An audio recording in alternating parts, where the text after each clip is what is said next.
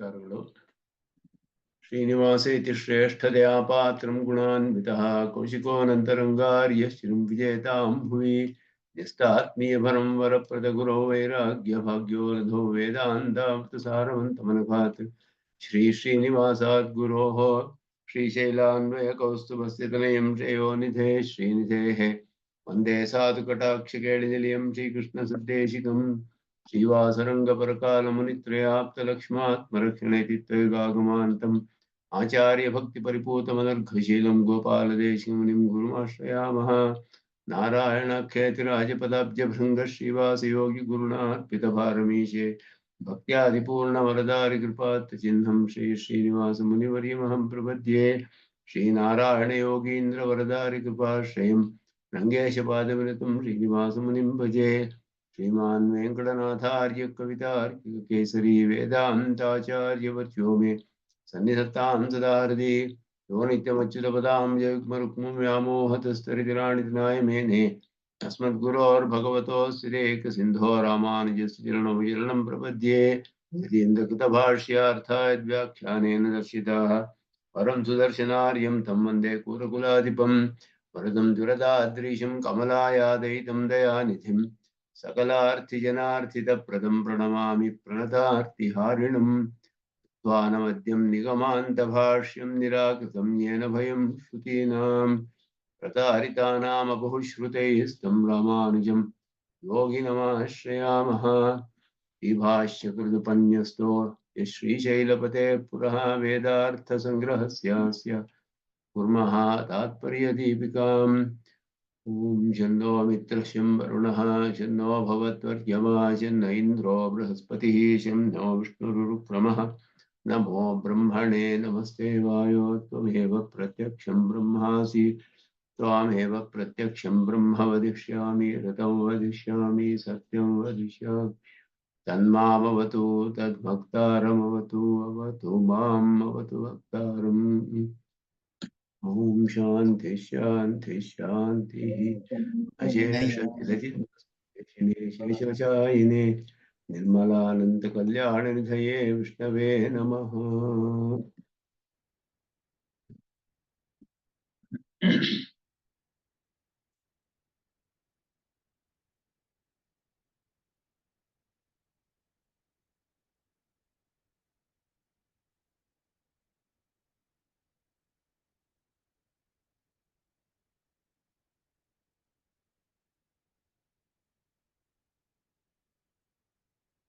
ವೇದಾರ್ಥ ಸಂಗ್ರಹ ಕನ್ನಡ ಪುಸ್ತಕದಲ್ಲಿ 77ನೇ ಪುಟ ಆ ಭಾಗವನ್ನ ನೋಡ್ತಾ ಇದ್ವಿ. ಅದರಲ್ಲಿ ಸದ್ವಿದ್ಯಾ ಪ್ರಕರಣದ ಒಂದು ವಿಚಾರ ಮಾಡುವಾಗ ಹೇಗೆ ಎಲ್ಲ ಶಬ್ದಗಳು ಕೂಡ ಅದಕ್ಕೆ ಮೊದಲು ಪರಮಾತ್ಮ ಪರ್ಯಂತವೇ ಅಂತ ತಿಳಿಸಿ ಐತದಾತ್ಮವಿದಂ ಸರ್ವಂ ಮೊದಲಾದೆಲ್ಲ ಹೇಳಿ, ಸದ್ವಿದ್ಯಾ ಪ್ರಕರಣವು ಪ್ರಧಾನವಾಗಿ ಅದ್ವೈತದಲ್ಲಿ ನಿರ್ವಿಶೇಷ ಬ್ರಹ್ಮವನ್ನ ಪ್ರತಿಪಾದನೆ ಮಾಡುತ್ತೆ ಅಂತ ಉಪಯೋಗಿಸುವ ಪ್ರಮಾಣಗಳನ್ನೆಲ್ಲ ಅದರಿಂದ ಹೇಳ್ತಾರೆ. ಆದರೆ ಆ ಸದ್ವಿದ್ಯಾ ಪ್ರಕರಣವೆಲ್ಲ ಪೂರ್ಣವಾಗಿ ವಿಶಿಷ್ಟಾದ್ವೈತ ವಿಷಯವೇ ಅನ್ನೋದನ್ನ ಇಲ್ಲಿ ಸುದರ್ಶನ ಸೂರಿಗಳು ತಮ್ಮ ತಾತ್ಪರ್ಯ ದೀಪಿಕೆಯಲ್ಲಿ ತಿಳಿಸ್ತಾರೆ. ಆ ಭಾಗವನ್ನ ನೋಡ್ಬೇಕಾಗಿತ್ತು.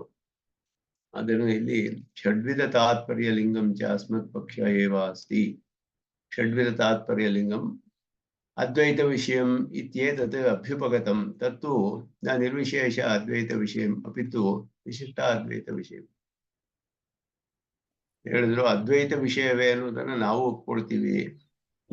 6 ವಿಧ ತಾತ್ಪರ್ಯ ಲಿಂಗವು ಅದ್ವೈತ ವಿಷಯವೇ, ಅದನ್ನ ಒಪ್ಕೊಳ್ತೀವಿ ನಾವು.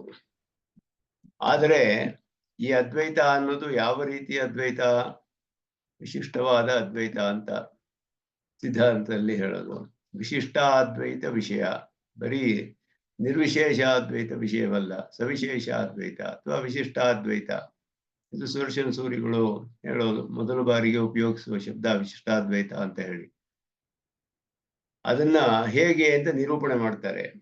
6 ವಿಧ ತಾತ್ಪರ್ಯ ಲಿಂಗಗಳು ಅಂತ ಪ್ರಸಿದ್ಧವಾಗಿದೆ ಶಾಸ್ತ್ರದಲ್ಲಿ. ಷಡ್ವಿಧ ತಾತ್ಪರ್ಯ ಲಿಂಗಗಳು ಅಂತ ಹೇಳ್ಬಿಟ್ಟು 6 ವಿಧ ತಾತ್ಪರ್ಯ ಲಿಂಗಗಳನ್ನ ಇಟ್ಕೊಂಡು ಪ್ರಕರಣದಲ್ಲಿ ಅಥವಾ ಒಂದು ಗ್ರಂಥದಲ್ಲಿಯೋ ಅದರಲ್ಲಿ ಏನು ಪ್ರತಿಪಾದನೆ ಮಾಡಿರುವಂತಹ ವಿಷಯ ಅನ್ನೋದನ್ನು ನಿರ್ಣಯ ಮಾಡಬಹುದು. ಇದು ಈ ಲಿಂಗಗಳು ಅಂತ ಹೇಳಿದ್ರೆ ಇದರಿಂದ ನಮ್ಗೆ ಸೂಚನೆ, ಇದರ ಲಕ್ಷಣಗಳು ಸಿಗುತ್ತೆ ಅಂತ ಅರ್ಥ. ಉಪಕ್ರಮ ಉಪಸಂಹಾರದಲ್ಲಿ ಯಾವ ವಿಷಯವನ್ನು ಕುರಿತು ಹೇಳಿದೆ ಅದು ಮೊದಲನೆಯ ತಾತ್ಪರ್ಯ ಲಿಂಗ. ಉಪಕ್ರಮದ ಅಂದ್ರೆ ಆರಂಭ, ಉಪಸಂಹಾರ ಕಡೆಯಲ್ಲಿ. ಆ ಪ್ರಕರಣದ ಆರಂಭದಲ್ಲಿಯೂ ಕಡೆಯದಲ್ಲಿಯೂ ಯಾವ ವಿಷಯ ಹೇಳಲ್ಪಟ್ಟಿದೆ ಅದು ಒಂದು ಮುಖ್ಯವಾದ ಲಕ್ಷಣ ತಾತ್ಪರ್ಯವನ್ನು ನಿರ್ಣಯ ಮಾಡೋದಕ್ಕೆ. ಎರಡನೆಯದು ಅಭ್ಯಾಸ ಅಂತ ಹೇಳಿ ಮತ್ತೆ ಮತ್ತೆ ಅದೇ ವಿಷಯವು ಬಂದಿದೆಯಾ ಅನ್ನೋದನ್ನ ನೋಡಬೇಕು ಪ್ರಕರಣದಲ್ಲಿ. ಒಂದು ಸತಿ ಆರಂಭದಲ್ಲಿ ಹೇಳಿ ಪ್ರಕರಣ ಪೂರ್ಣವಾಗಿ ಹೇಳಲೇ ಇಲ್ಲ ಅಂತ ಹೇಳಿದ್ರೆ ನಿರ್ಣಯ ಮಾಡೋದು ಕಷ್ಟವಾಗುತ್ತೆ. ಬರೀ ಉಪಕ್ರಮ ಒಂದೇ ಪ್ರಮಾಣವಾಗಿ ಇಟ್ಕೊಳ್ಬಹುದೇ ಅಂದ್ರೆ ಕಷ್ಟವಾಗುತ್ತೆ. ಅಭ್ಯಾಸ ಅನ್ನೋದು ಇದರಲ್ಲಿ ಹೆಚ್ಚು ಇದ್ದಷ್ಟು ಬಲವಾಗುತ್ತೆ ಪ್ರಕರಣದ ಅರ್ಥವನ್ನು ನಿರ್ಣಯ ಮಾಡೋಕ್ಕೆ. ಅಭ್ಯಾಸ ಅನ್ನೋದು ಮತ್ತೆ ಮತ್ತೆ ಆ ವಿಷಯವೇ ಹೇಳಿರ್ಬೇಕು ಪ್ರಕರಣದಲ್ಲಿ. ಅಪೂರ್ವತಾ ಅಂತ ಹೇಳೋದು ಮೂರನೇ ತಾತ್ಪರ್ಯ ಲಿಂಗ. ಯಾವ್ದಾದ್ರೂ ಹೊಸ ವಿಷಯಗಳು ಹೇಳಿರ್ಬೇಕು ಈ ಪ್ರಕರಣದಲ್ಲಿ. ಯಾವ ವಿಷಯ ಆರಂಭಿಸಲ್ಪಟ್ಟಿದೆಯೋ ಉಪಕ್ರಮದಲ್ಲಿ, ಯಾವ ವಿಷಯದಲ್ಲಿ ಮುಗಿಸಿದೆಯೋ ಉಪಸಂಹಾರದಲ್ಲಿ, ಯಾವ ವಿಷಯವು ಮತ್ತೆ ಮತ್ತೆ ಹೇಳಲ್ಪಟ್ಟಿದೆಯೋ ಆ ವಿಷಯದಲ್ಲಿ ಏನಾದರೂ ಒಂದು ಹೊಸದು ಬೇರೆ ಪ್ರಮಾಣದಿಂದ ನಮಗೆ ತಿಳಿದು ಬರದೇ ಇರುವಂತಹದ್ದು ಇಲ್ಲಿ ತಿಳಿದು ಬರೋ ಹಾಗಿರ್ಬೇಕು. ಅದು ಅಪೂರ್ವತಾ ಅಂತ ಹೇಳಿ. ಮತ್ತೆ ಫಲಂ, ಇದರಿಂದ ಏನು ಫಲ ಅಂತ ಹೇಳಿ ಈ ಒಂದು ಪ್ರಕರಣದ ಫಲವನ್ನ ಇದರಿಂದ ಇದರ ಜ್ಞಾನದಿಂದ ಏನು ಫಲ ಬರುತ್ತೆ ಅದು ತಿಳಿಬೇಕು. ಮತ್ತೆ ಅರ್ಥವಾದ, ಅದನ್ನ ಪ್ರಶಂಸೆ ಮಾಡುವ ವಾಕ್ಯಗಳು ಇರಬೇಕು. ಏನು ತಾತ್ಪರ್ಯ, ಈ ಪ್ರಕರಣದಲ್ಲಿ ಯಾವ ವಿಷಯ ನಿರೂಪಣೆ ಮಾಡಲ್ಪಡ್ತಿದೆ ಆ ವಿಷಯದ ಒಂದು ಪ್ರಾಶಸ್ತ್ಯ, ಒಂದು ಸ್ತುತಿ ಮಾಡುವಂತಹದ್ದೇ ಇರಬೇಕು. ಮತ್ತೆ ಉಪಪತ್ತಿಗಳು ಸಕಾರಣವಾಗಿ ಇದೆಲ್ಲ ನಿರೂಪಿತವಾಗಿರ್ಬೇಕು. ಇದಿಷ್ಟು 6 ಲಿಂಗಗಳು ಅಂತ ಹೇಳಲ್ಪಟ್ಟಿದ್ದು. ಉಪಕ್ರಮ ಉಪಸಂಹಾರ 1, ಅಭ್ಯಾಸ, ಅಪೂರ್ವತ, ಫಲಂ, ಅರ್ಥವಾದ, ಉಪಪತ್ತೀಚ, ಲಿಂಗಂ ತಾತ್ಪರ್ಯ ನಿರ್ಣಯೇ ಅಂತ ಹೇಳಿ ಅದನ್ನ ಶಾಸ್ತ್ರಗಳಲ್ಲಿ ಹೇಳಿದ್ದಾರೆ. ಈ ರೀತಿ ಇದಕ್ಕೆ ಹೇಗೆ ಈ 6 ಲಿಂಗಗಳು ಈ ಸದ್ವಿದ್ಯಾ ಪ್ರಕರಣದಲ್ಲಿ ವಿಶಿಷ್ಟ ಅದ್ವೈತ ವಿಷಯವೇ ಅನ್ನೋದನ್ನು ಹೇಳ್ತಾರೆ. ಉಪಕ್ರಮದಲ್ಲಿ ಏನು ಬಂದಿದೆ ಅಂತ ಹೇಳಿದ್ರೆ ಸದೇವ ಅನ್ನುವ ವಾಕ್ಯ, ನಿಮಿತ್ತ ಉಪಾದಾನತ್ವ ತದುಪಯೋಗಿ ಸಾರ್ವಜ್ಞ ಸರ್ವಶಕ್ತಿತ್ವಾದಿಪರತ್ವಾತ್ ಸವಿಶೇಷ ವಿಷಯಂ ಸದೇವ ಸೌಮ್ಯೈದಮಗ್ರ ಆಸೀತ್ ಏಕಮೇವ ಅದ್ವಿತೀಯಂ ತದೈಕ್ಷತಾ ಬಹುಸ್ಯಾಂ ಪ್ರಜಾಯೇಯ. ಅದು ಸಂಕಲ್ಪ ಮಾಡಿ ಸೃಷ್ಟಿ ಮಾಡಬೇಕಾದ್ರೆ ನಿಮಿತ್ತ ಕಾರಣವಾಗಿರ್ಬೇಕು. ಏಕಮೇವ ಅದ್ವಿತೀಯಂ ಅಂತ ಹೇಳಿದ್ರೆ ಉಪಾದಾನವೂ ಅದೇ ಆಗಿರ್ಬೇಕು. ಎರಡನೆಯ ಅಧಿಷ್ಠಾತ ಇರಲಿಲ್ಲ, ಅದರಿಂದ ಅಧಿಷ್ಠಾತ್ರಂತರ ನಿವೃತ್ತಿ ಇರಲಿಲ್ಲ ಅನ್ನೋದ್ರಿಂದ ತಾನೇ ಉಪಾದಾನವು ನಿಮಿತ್ತವು ಅನ್ನು ತಿಳಿಯುತ್ತೆ. ತಾನೇ ಅನೇಕವಾಯಿತು. ಸಂಕಲ್ಪ ಮಾಡಿಯೇ ಜಗತ್ತನ್ನೆಲ್ಲ ಸೃಷ್ಟಿ ಮಾಡಿದೆ ಅಂತ ಹೇಳಿದ್ರೆ ಬ್ರಹ್ಮವು ಆ ಸಂಕಲ್ಪ ಮಾಡಿ ಸೃಷ್ಟಿ ಮಾಡೋದಕ್ಕೆ ಯಾವ ಯಾವ ಗುಣಗಳಿರ್ಬೇಕು. ನೈಯಾಯಿಕರು ಹೇಳೋ ಹಾಗೆ ಯಾವ ಒಂದು ಪದಾರ್ಥವನ್ನು ಒಂದು ಸೃಷ್ಟಿ ಮಾಡಬೇಕಾದ್ರೆ ಒಬ್ಬರು ಆ ಪದಾರ್ಥದ ಜ್ಞಾನವಿರಬೇಕು, ಆ ವಿಷಯದ ಜ್ಞಾನ, ಅದನ್ನು ಹೇಗೆ ಮಾಡೋದು ಅನ್ನುವುದರ, ಅದಕ್ಕೆ ಏನು ಉಪಕರಣಗಳು ಬೇಕು, ಎಲ್ಲದರ ಜ್ಞಾನವೂ ಇರಬೇಕು. ಈ ಪ್ರಪಂಚದಲ್ಲಿರುವ ಅನಂತ ವಿಷಯಗಳು ಎಷ್ಟಿದೆ ಅಂತ ಹೇಳಿದ್ರೆ ಅನಂತವಾಗಿದೆ.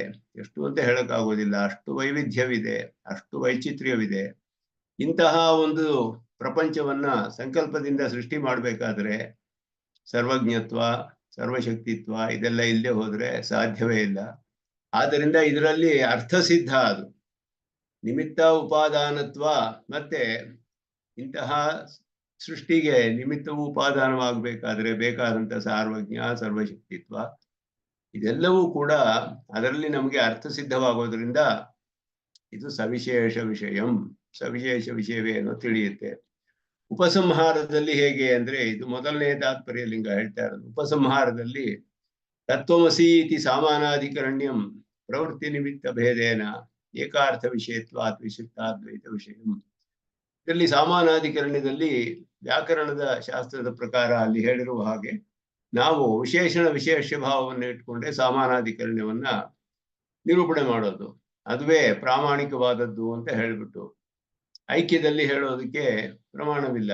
ವಿಶೇಷಣ ವಿಶೇಷ ಭಾವದಲ್ಲಿ ಹೇಳೋದು ವೈಯಾಕರಣರು ಒಪ್ಪಿಕೊಂಡಿರುವಂತಹ ರೀತಿ, ಅವರು ಕೈಯಟರು ಹೇಳುವಂತಹ ಲಕ್ಷಣ. ಅಲ್ಲಿ ಭಿನ್ನ ಪ್ರವೃತ್ತಿ ನಿಮಿತ್ತಾನಾಂ ಶಬ್ದಾನಾಂ ಏಕಸ್ಮಿನ್ನರ್ಥೆ ವೃತ್ತಿ ಸಾಮಾನಾಧಿಕರಣ್ಯಂ ಅಂತ ಬೇರೆ ಬೇರೆ ಕಾರಣಗಳನ್ನ ನಿಮಿತ್ತವಾಗಿ ಹೊಂದಿ ಪ್ರವೃತ್ತವಾಗಿರುವಂತಹ ಶಬ್ದಗಳು ಒಂದು ಅರ್ಥದಲ್ಲಿ ಪರ್ಯವಸಾನವಾಗುತ್ತೆ. ಆದ್ದರಿಂದ ತತ್ವಮಸಿ ಎನ್ನುವಾಗ ತತ್ವ ಮತ್ತು ತ್ವಂ ಎರಡೂ ಕೂಡ ಪರಮಾತ್ಮನನ್ನೇ ತಿಳಿಸುತ್ತೆ. ಆದ್ದರಿಂದ ತತ್ ಅಂದ್ರೆ ಜಗತ್ಕಾರಣತ್ವಾದಿ ವಿಶಿಷ್ಟನಾದ ಪರಮಾತ್ಮ, ತ್ವಂ ಅಂದ್ರೆ ಜೀವಾತ್ಮನ ಶರೀರಕನಾದ ಪರಮಾತ್ಮ. ಎರಡರಲ್ಲಿಯೂ ಪರಮಾತ್ಮನೇ ಬ್ರಹ್ಮವೇ ಹೇಳಲ್ಪಟ್ಟಿದೆ.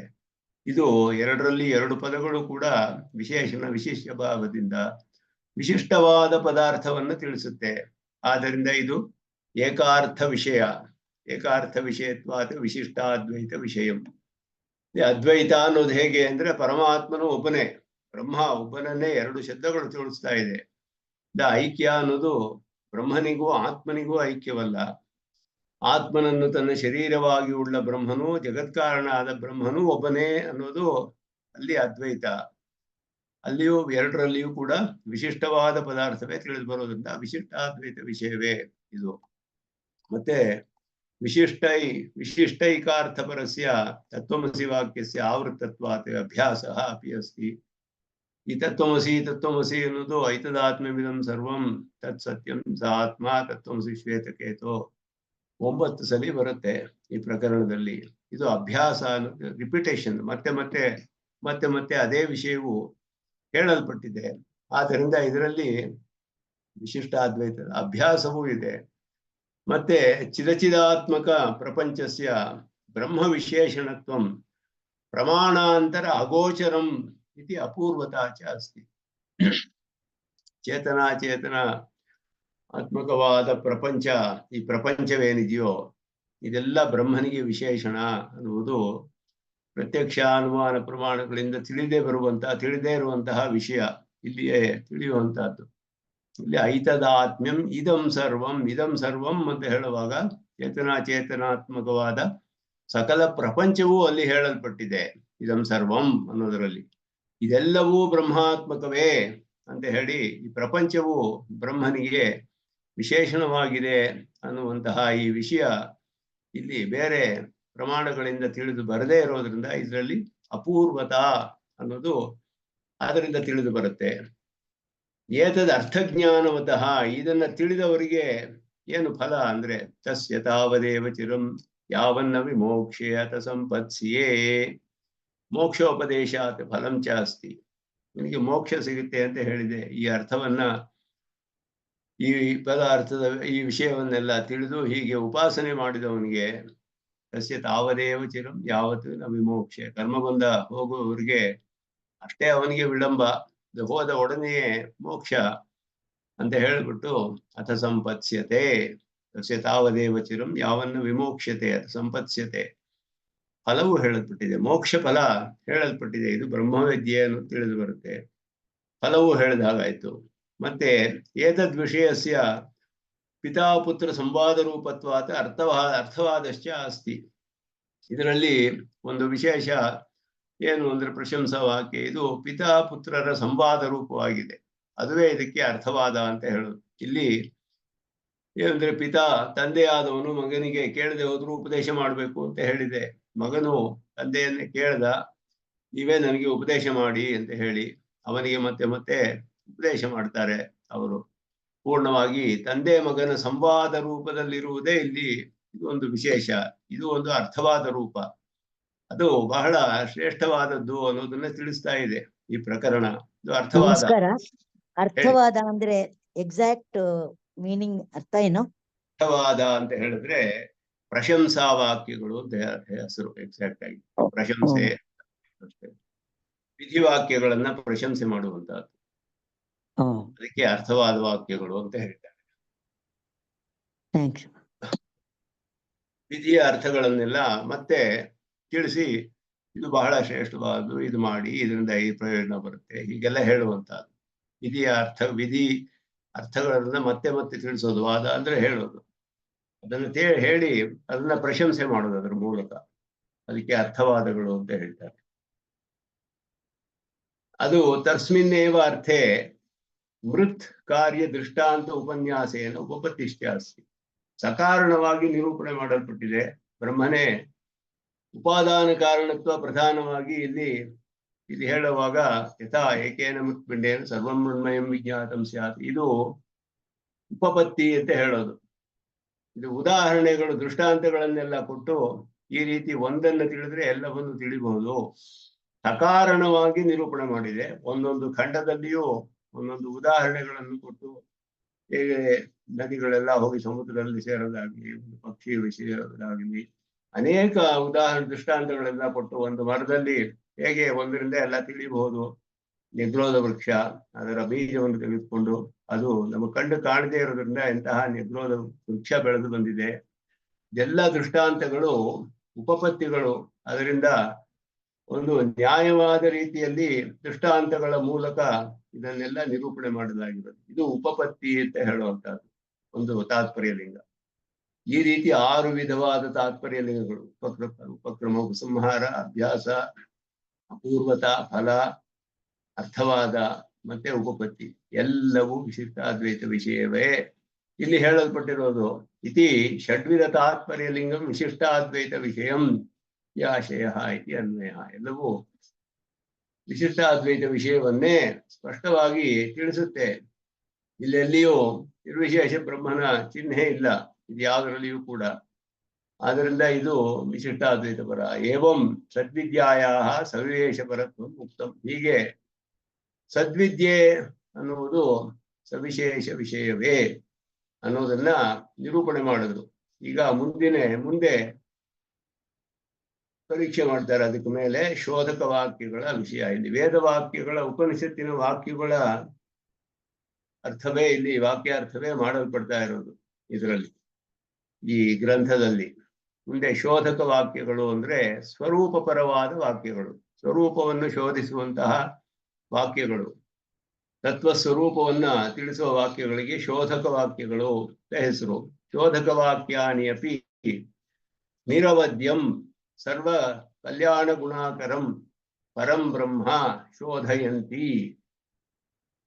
ಪರಿಶೋಧನೆ ಮಾಡೋದು ಅಂದ್ರೆ ಸರ್ಚ್ ಅಂತ ಹೇಳ್ತೀವಿ. ಆದ್ರೆ ಅದನ್ನ ಶೋಧಿಸಿ ಪರಿಷ್ಕಾರ ಮಾಡಿ ಸ್ಪಷ್ಟವಾಗಿ ನಿರೂಪಣೆ ಮಾಡುವಂತಹದ್ದು ಅದು ಶೋಧಕ ವಾಕ್ಯಗಳು. ಸ್ವರೂಪಪರವಾದ ವಾಕ್ಯಗಳು, ವೇದದಲ್ಲಿ ಶೋಧಕ ವಾಕ್ಯಗಳಿದೆ. ಈ ಉಪನಿಷತ್ತಿನಲ್ಲಿ ಬ್ರಹ್ಮ ತತ್ವದ ಸ್ವರೂಪವನ್ನು ತಿಳಿಸುವ ವಾಕ್ಯಗಳು. ಸತ್ಯಂ ಜ್ಞಾನಂ ಅನಂತಂ ಬ್ರಹ್ಮ, ನಿರ್ಗುಣಂ ಬ್ರಹ್ಮ ಅಂತ ಹೇಳೋದೇ ಆಗ್ಲಿ, ಅಪಹತ ಪಾಪ್ಮ ವಿಜರೋ ಮೃತ್ಯು, ಮನೋಮಯ ಭಾರೂಪ, ಇದೆಲ್ಲ ಸ್ವರೂಪವನ್ನು ತಿಳಿಸುತ್ತೆ. ವಿಜ್ಞಾನಮಯ, ಆನಂದಮಯ, ಇದೆಲ್ಲ ಸ್ವರೂಪವನ್ನು ತಿಳಿಸುವಂತಹ ವಾಕ್ಯಗಳು. ಇದೆಲ್ಲ ಶೋಧಕ ವಾಕ್ಯಗಳು ಅಂತ ಹೆಸರು ಇದಕ್ಕೆ. ಈ ಶೋಧಕ ವಾಕ್ಯಗಳು ಕೂಡ ನಿರವದ್ಯಂ, ಯಾವ ದೋಷವೂ ಇಲ್ಲದ, ಸಕಲ ಕಲ್ಯಾಣ ಗುಣಾಕರಂ, ಎಲ್ಲಾ ಕಲ್ಯಾಣ ಗುಣಗಳನ್ನು ಉಳ್ಳ ಪರಂಬ್ರಹ್ಮವನ್ನೇ ತಿಳಿಸುತ್ತೆಯೇ ಹೊರತು, ಸ್ಥಾಪನೆ ಮಾಡುತ್ತೆಯೇ ಹೊರತು ನಿರ್ಗುಣ ಬ್ರಹ್ಮವನ್ನ ಮಾಡ್ತಾ ಇಲ್ಲ. ಅದನ್ನ ಇದು ಒಂದು ವಾಕ್ಯ ಬರೆದ್ರು ಇಲ್ಲಿ. ಇದಕ್ಕೆ ಅರ್ಥಗಳನ್ನ ವಿವರಿಸ್ತಾರೆ ಸುದರ್ಶನ ಸೂರಿಗಳು ವಿಸ್ತಾರವಾಗಿ. ಅಥ ಶೋಧಕ ವಾಕ್ಯಾನಾಂ ಸವಿಶೇಷ ಪರತ್ವ ಉಚ್ಯತೆ. ಅದು ಕೂಡ ಎಲ್ಲ ಸವಿಶೇಷ ವಿಷಯವೇ. ಹೇಗೆ ಅಂತ ಹೇಳಿದ್ರೆ, ತತ್ರ ಶ್ರೌತ ಗುಣ ನಿಷೇಧಂ ದ್ವಿಧಾ ಪರಿಹರತಿ.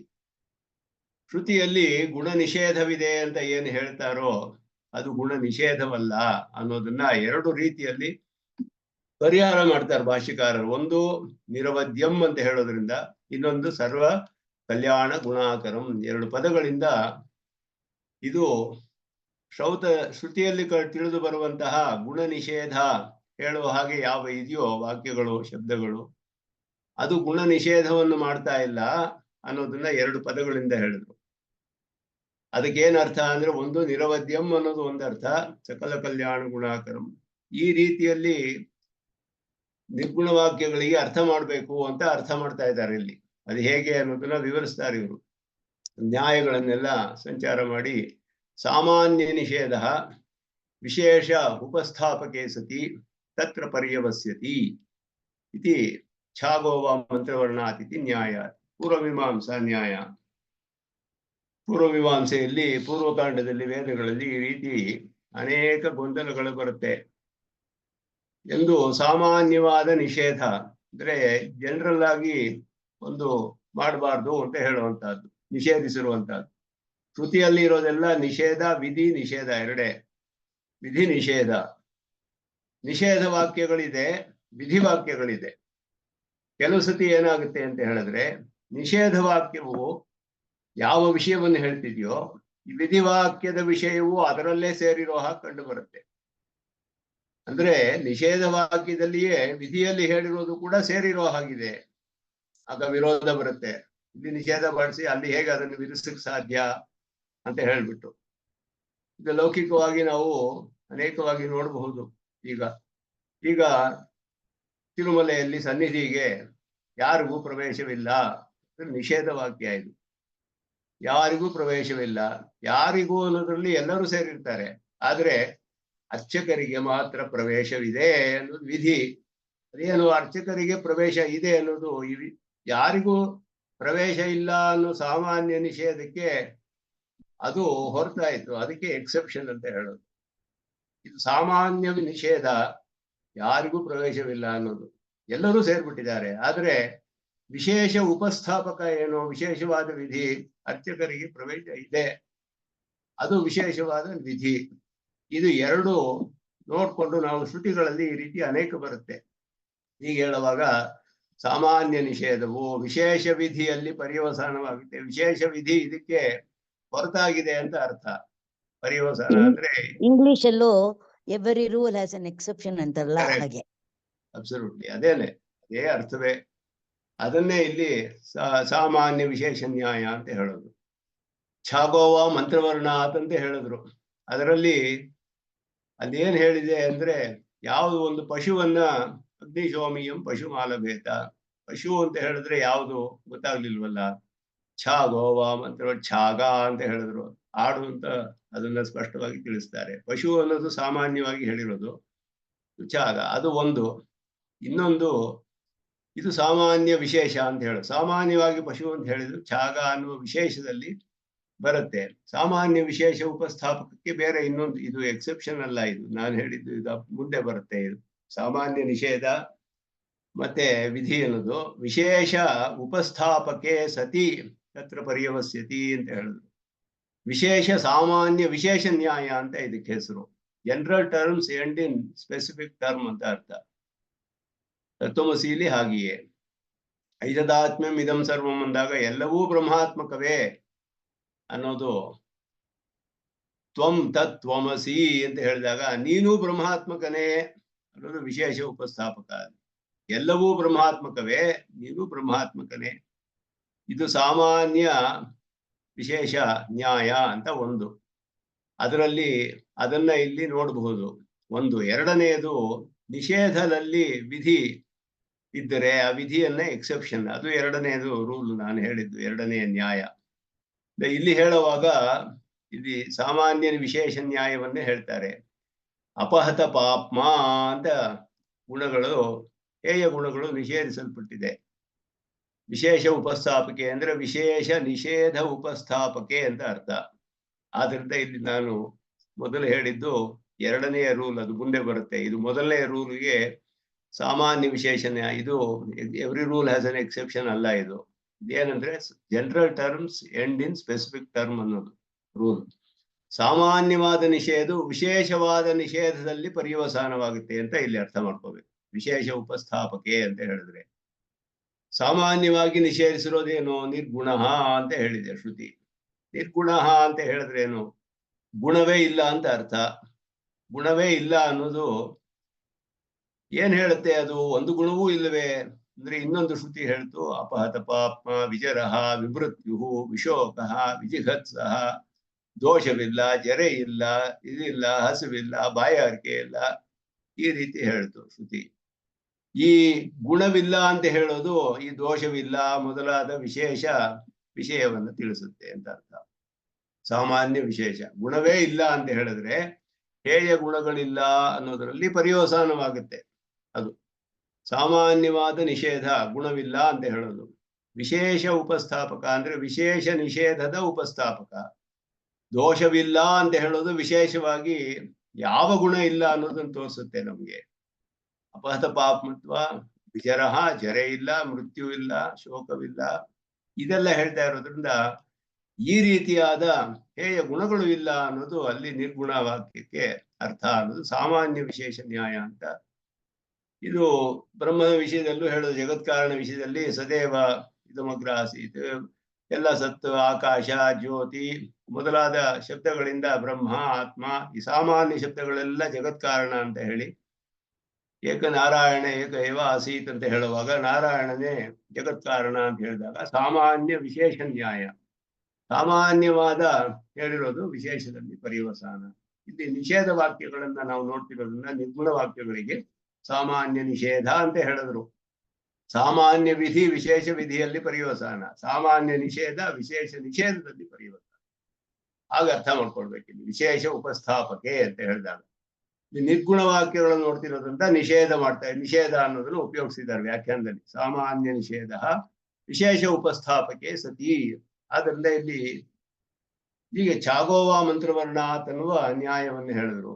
ಅದನ್ನ ಅಪಹತ ಪಾಪ್ಮ ಇತ್ಯಾದಿಭಿ ಹೇಯ ಗುಣಾನ ನಿಷಿಧ್ಯಮಾನಾತ್ ಮಾನತ್ವಾತ್ ಗುಣ ಸಾಮಾನ್ಯ ನಿಷೇಧ ತತ್ ಪರ್ಯವಸಾಯಿ. ಗುಣ ಸಾಮಾನ್ಯ ನಿಷೇಧ ಅಂತ ಹೇಳಿದ್ರೆ ನಿರ್ಗುಣ ಅಂತ ಹೇಳೋದು, ಸಾಮಾನ್ಯವಾಗಿ ಗುಣವೇ ಇಲ್ಲ ಅಂತ ಹೇಳುವಂತಹದ್ದು. ಇಲ್ಲಿ ಹೇಯ ಗುಣಾನ ನಿಷಿಧ್ಯಮಾನತ್ವಾತ್, ಹೇಯ ಗುಣಗಳು ನಿಷೇಧಿಸಲ್ಪಟ್ಟಿರೋದ್ರಿಂದ ಆ ಹೇಯ ಗುಣ ನಿಷೇಧದಲ್ಲಿ ಪರ್ಯವಸಾನ. ಸಾಮಾನ್ಯ ನಿಷೇಧ ಗುಣ ನಿಷೇಧ, ಹೇಯ ಗುಣ ನಿಷೇಧದಲ್ಲಿ ಪರ್ಯವಸಾನ ಅಂತ ಅರ್ಥ. ಆದ್ದರಿಂದ ನಿರ್ಗುಣ ಹಾಗೆ ಹೇಯ ಗುಣಗಳಿಲ್ಲ ಅನ್ನೋದು ನಿರವದ್ಯಂ ಅನ್ನೋ ಶಬ್ದದಿಂದ ಇಲ್ಲಿ ಭಾಷಿಕಾರ ತಿಳಿಸ್ತಾ ಇದ್ದಾರೆ. ಇಲ್ಲಿ ಶೋಧಕ ವಾಕ್ಯಗಳಲ್ಲಿ ನಿರವದ್ಯಂ ಅನ್ನೋದು ಹೇಗೆ ತಿಳಿಯುತ್ತೆ ಅಂದ್ರೆ ಈ ರೀತಿ ಅರ್ಥ ಮಾಡ್ಕೊಳ್ಬೇಕು ಅಂತ ಹೇಳಿ. ಮುಂದಿನ ನ್ಯಾಯ ಎಕ್ಸೆಪ್ಷನ್ದು. ವಿಶೇಷ ವಿಧಾನೇ ಚ ಸಾಮಾನ್ಯ ನಿಷೇಧ ತದ್ ವ್ಯತಿರಿಕ್ತ ವಿಷಯ ಏವ. ವಿಶೇಷ ವಿಧಿ ಇದ್ರೆ, ಎಕ್ಸೆಪ್ಷನ್ಸ್ ಇದ್ರೆ, ಸಾಮಾನ್ಯ ನಿಷೇಧ ಜನರಲ್ ಆಗಿ ನಿಷೇಧಿಸಿರುವಂತಹದ್ದು, ಅದು ವಿಶೇಷ ವಿಧಿ ಇದ್ರೆ ಅದಕ್ಕೆ ವಿರುದ್ಧವಾಗಿರುತ್ತೆ. ಯಾರು ಒಳಗೆ ಹೋಗಂಗಿಲ್ಲ ಅನ್ನೋದು ನಿಷೇಧ ಆದ್ರೆ ಇವ್ರು ಹೋಗಬಹುದು ಅನ್ನೋದು ಅದಕ್ಕೆ ಆಪೋಸಿಟ್ ಆಯ್ತು, ವಿರುದ್ಧವಾಯ್ತು ಅದಕ್ಕೆ. ಆದ್ರಿಂದ ಅದು ಎಕ್ಸೆಪ್ಷನ್. ಇದು ರೂಲ್ಗೆ ಎಕ್ಸೆಪ್ಷನ್ ಆಯ್ತು. ಇದು ಎರಡನೆಯ ನ್ಯಾಯ. ಇದು ವಿಶೇಷ ವಿಧಾನೇ ಸತಿ, ವಿಶೇಷ ವಿಧಿ ಇದ್ದರೆ ಸಾಮಾನ್ಯ ನಿಷೇಧವು ಅದಕ್ಕೆ ವಿರುದ್ಧವಾಗಿರುತ್ತೆ. ಈಗ ಅದಕ್ಕೆ ಅಗ್ನಿಶೋಮಿ ಹಿಂಸಾ ವ್ಯತಿರಿಕ್ತ ವಿಷಯ ಅಂತ ಹೇಳಿದ್ರು. ಇದರಲ್ಲಿ ಛಾಂದೋಗ್ಯ ಉಪನಿಷತ್ತಲ್ಲಿ ಬರುತ್ತೆ, ನಹಿಂಸ್ಯಾತ್ ಸರ್ವಭೂತಾನಿ ಅಂತ ಹೇಳ್ಬಿಟ್ಟು ಸಾಮಾನ್ಯ ನಿಷೇಧ, ಯಾವ ಪ್ರಾಣಿಯನ್ನು ಹಿಂಸೆ ಮಾಡಬಾರ್ದು ಅನ್ನೋ ಸಾಮಾನ್ಯ ನಿಷೇಧ. ಇದರಲ್ಲಿಯೇ ಅಗ್ನಿಶೋಮಿಯಂ ಪಶುಮಾಲಭೇತ ಅಂತ ಶ್ರುತಿ ಹೇಳ್ತು. ಪಶುವನ್ನ ಬಲಿಯಾಗಿ ಹೋಮ ಮಾಡು ಅಂತ ಹೇಳ್ಬಿಟ್ಟು ಹಿಂಸೆ ಆಯ್ತಲ್ಲ, ಅದು ಹಿಂಸೆ. ಸಾಮಾನ್ಯ ನಿಷೇಧ ನಹಿಂಸ್ಯಾತಲ್ಲೇ ಅದು ಸೇರ್ಕೊಳ್ತಲ್ಲ. ಅಂದ್ರೆ ಇದು ವಿಶೇಷ ವಿಧಿ ಇದೆ. ಜ್ಯೋತಿಷ್ಠೋಮೇನ ಸ್ವರ್ಗಕಾಮೋ ಯಜೇತ ಅಂತ ವ್ಯಾಖ್ಯಾ ಇರೋದ್ರಿಂದ ಆ ವಿಧಿಗೆ ಶೇಷವಾಗಿ ಅಲ್ಲಿ ಹವಿಸ್ಸನ್ನ ನಾವು ಸಮರ್ಪಣೆ ಮಾಡಬೇಕು. ಆದ್ದರಿಂದ ಅದು ಈ ನಿಷೇಧಕ್ಕೆ ಹೊರಗಾಗುತ್ತೆ. ಅದು ವಿಶೇಷ ವಿಧಿ. ಸಾಮಾನ್ಯ ನಿಷೇಧ ವಿಶೇಷ ವಿಧಿ ಎರಡು ಆಪೋಸಿಟ್ ಆಗಿರುತ್ತೆ, ವಿರುದ್ಧವಾಗಿರುತ್ತೆ. ಸಾಮಾನ್ಯ ವಿಶೇಷಕ್ಕೆ ಹೊರತಾಗಿರುತ್ತೆ ವಿಶೇಷ ವಿಧಿ, ಎಕ್ಸೆಪ್ಷನ್. ಅದು every rule as N exception ಅನ್ನೋದು ಇಲ್ಲಿ ಸ್ಪಷ್ಟವಾಗಿ ನೋಡ್ಬಹುದು.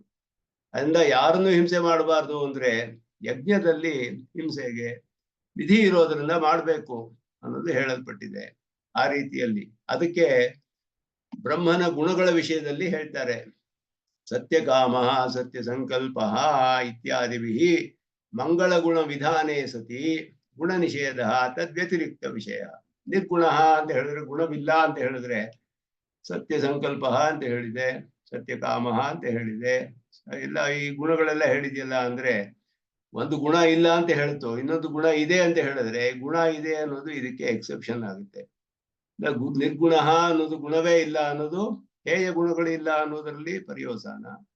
ಮತ್ತೆ ಸತ್ಯಕಾಮ ಮೊದಲಾದ ಕಲ್ಯಾಣ ಗುಣಗಳು ಇದೆ ಅನ್ನೋದು ಇದಕ್ಕೆ ಆಪೋಸಿಟ್ ಆಯ್ತು, ಎಕ್ಸೆಪ್ಷನ್ ಅದು. ಆದ್ದರಿಂದ ಗುಣಗಳು ಇದೆ ಅನ್ನೋದು ತಿಳಿಯುತ್ತೆ. ಅಂತ ಹೇಯ ಗುಣಗಳು ಇಲ್ಲ, ಕಲ್ಯಾಣ ಗುಣಗಳು ಇದೆ. ಎರಡು ಗುಣ ನಿಷೇಧ ಹೇಳುವ ವಾಕ್ಯಗಳಿಗೆ ಅರ್ಥ ಮಾಡ್ಬೇಕು. ಹೀಗೆ ಮಾಡಿದ್ರೇನೆ ಯಾವ ಶ್ರುತಿಗೂ ವಿರೋಧ ಬರೋದಿಲ್ಲ.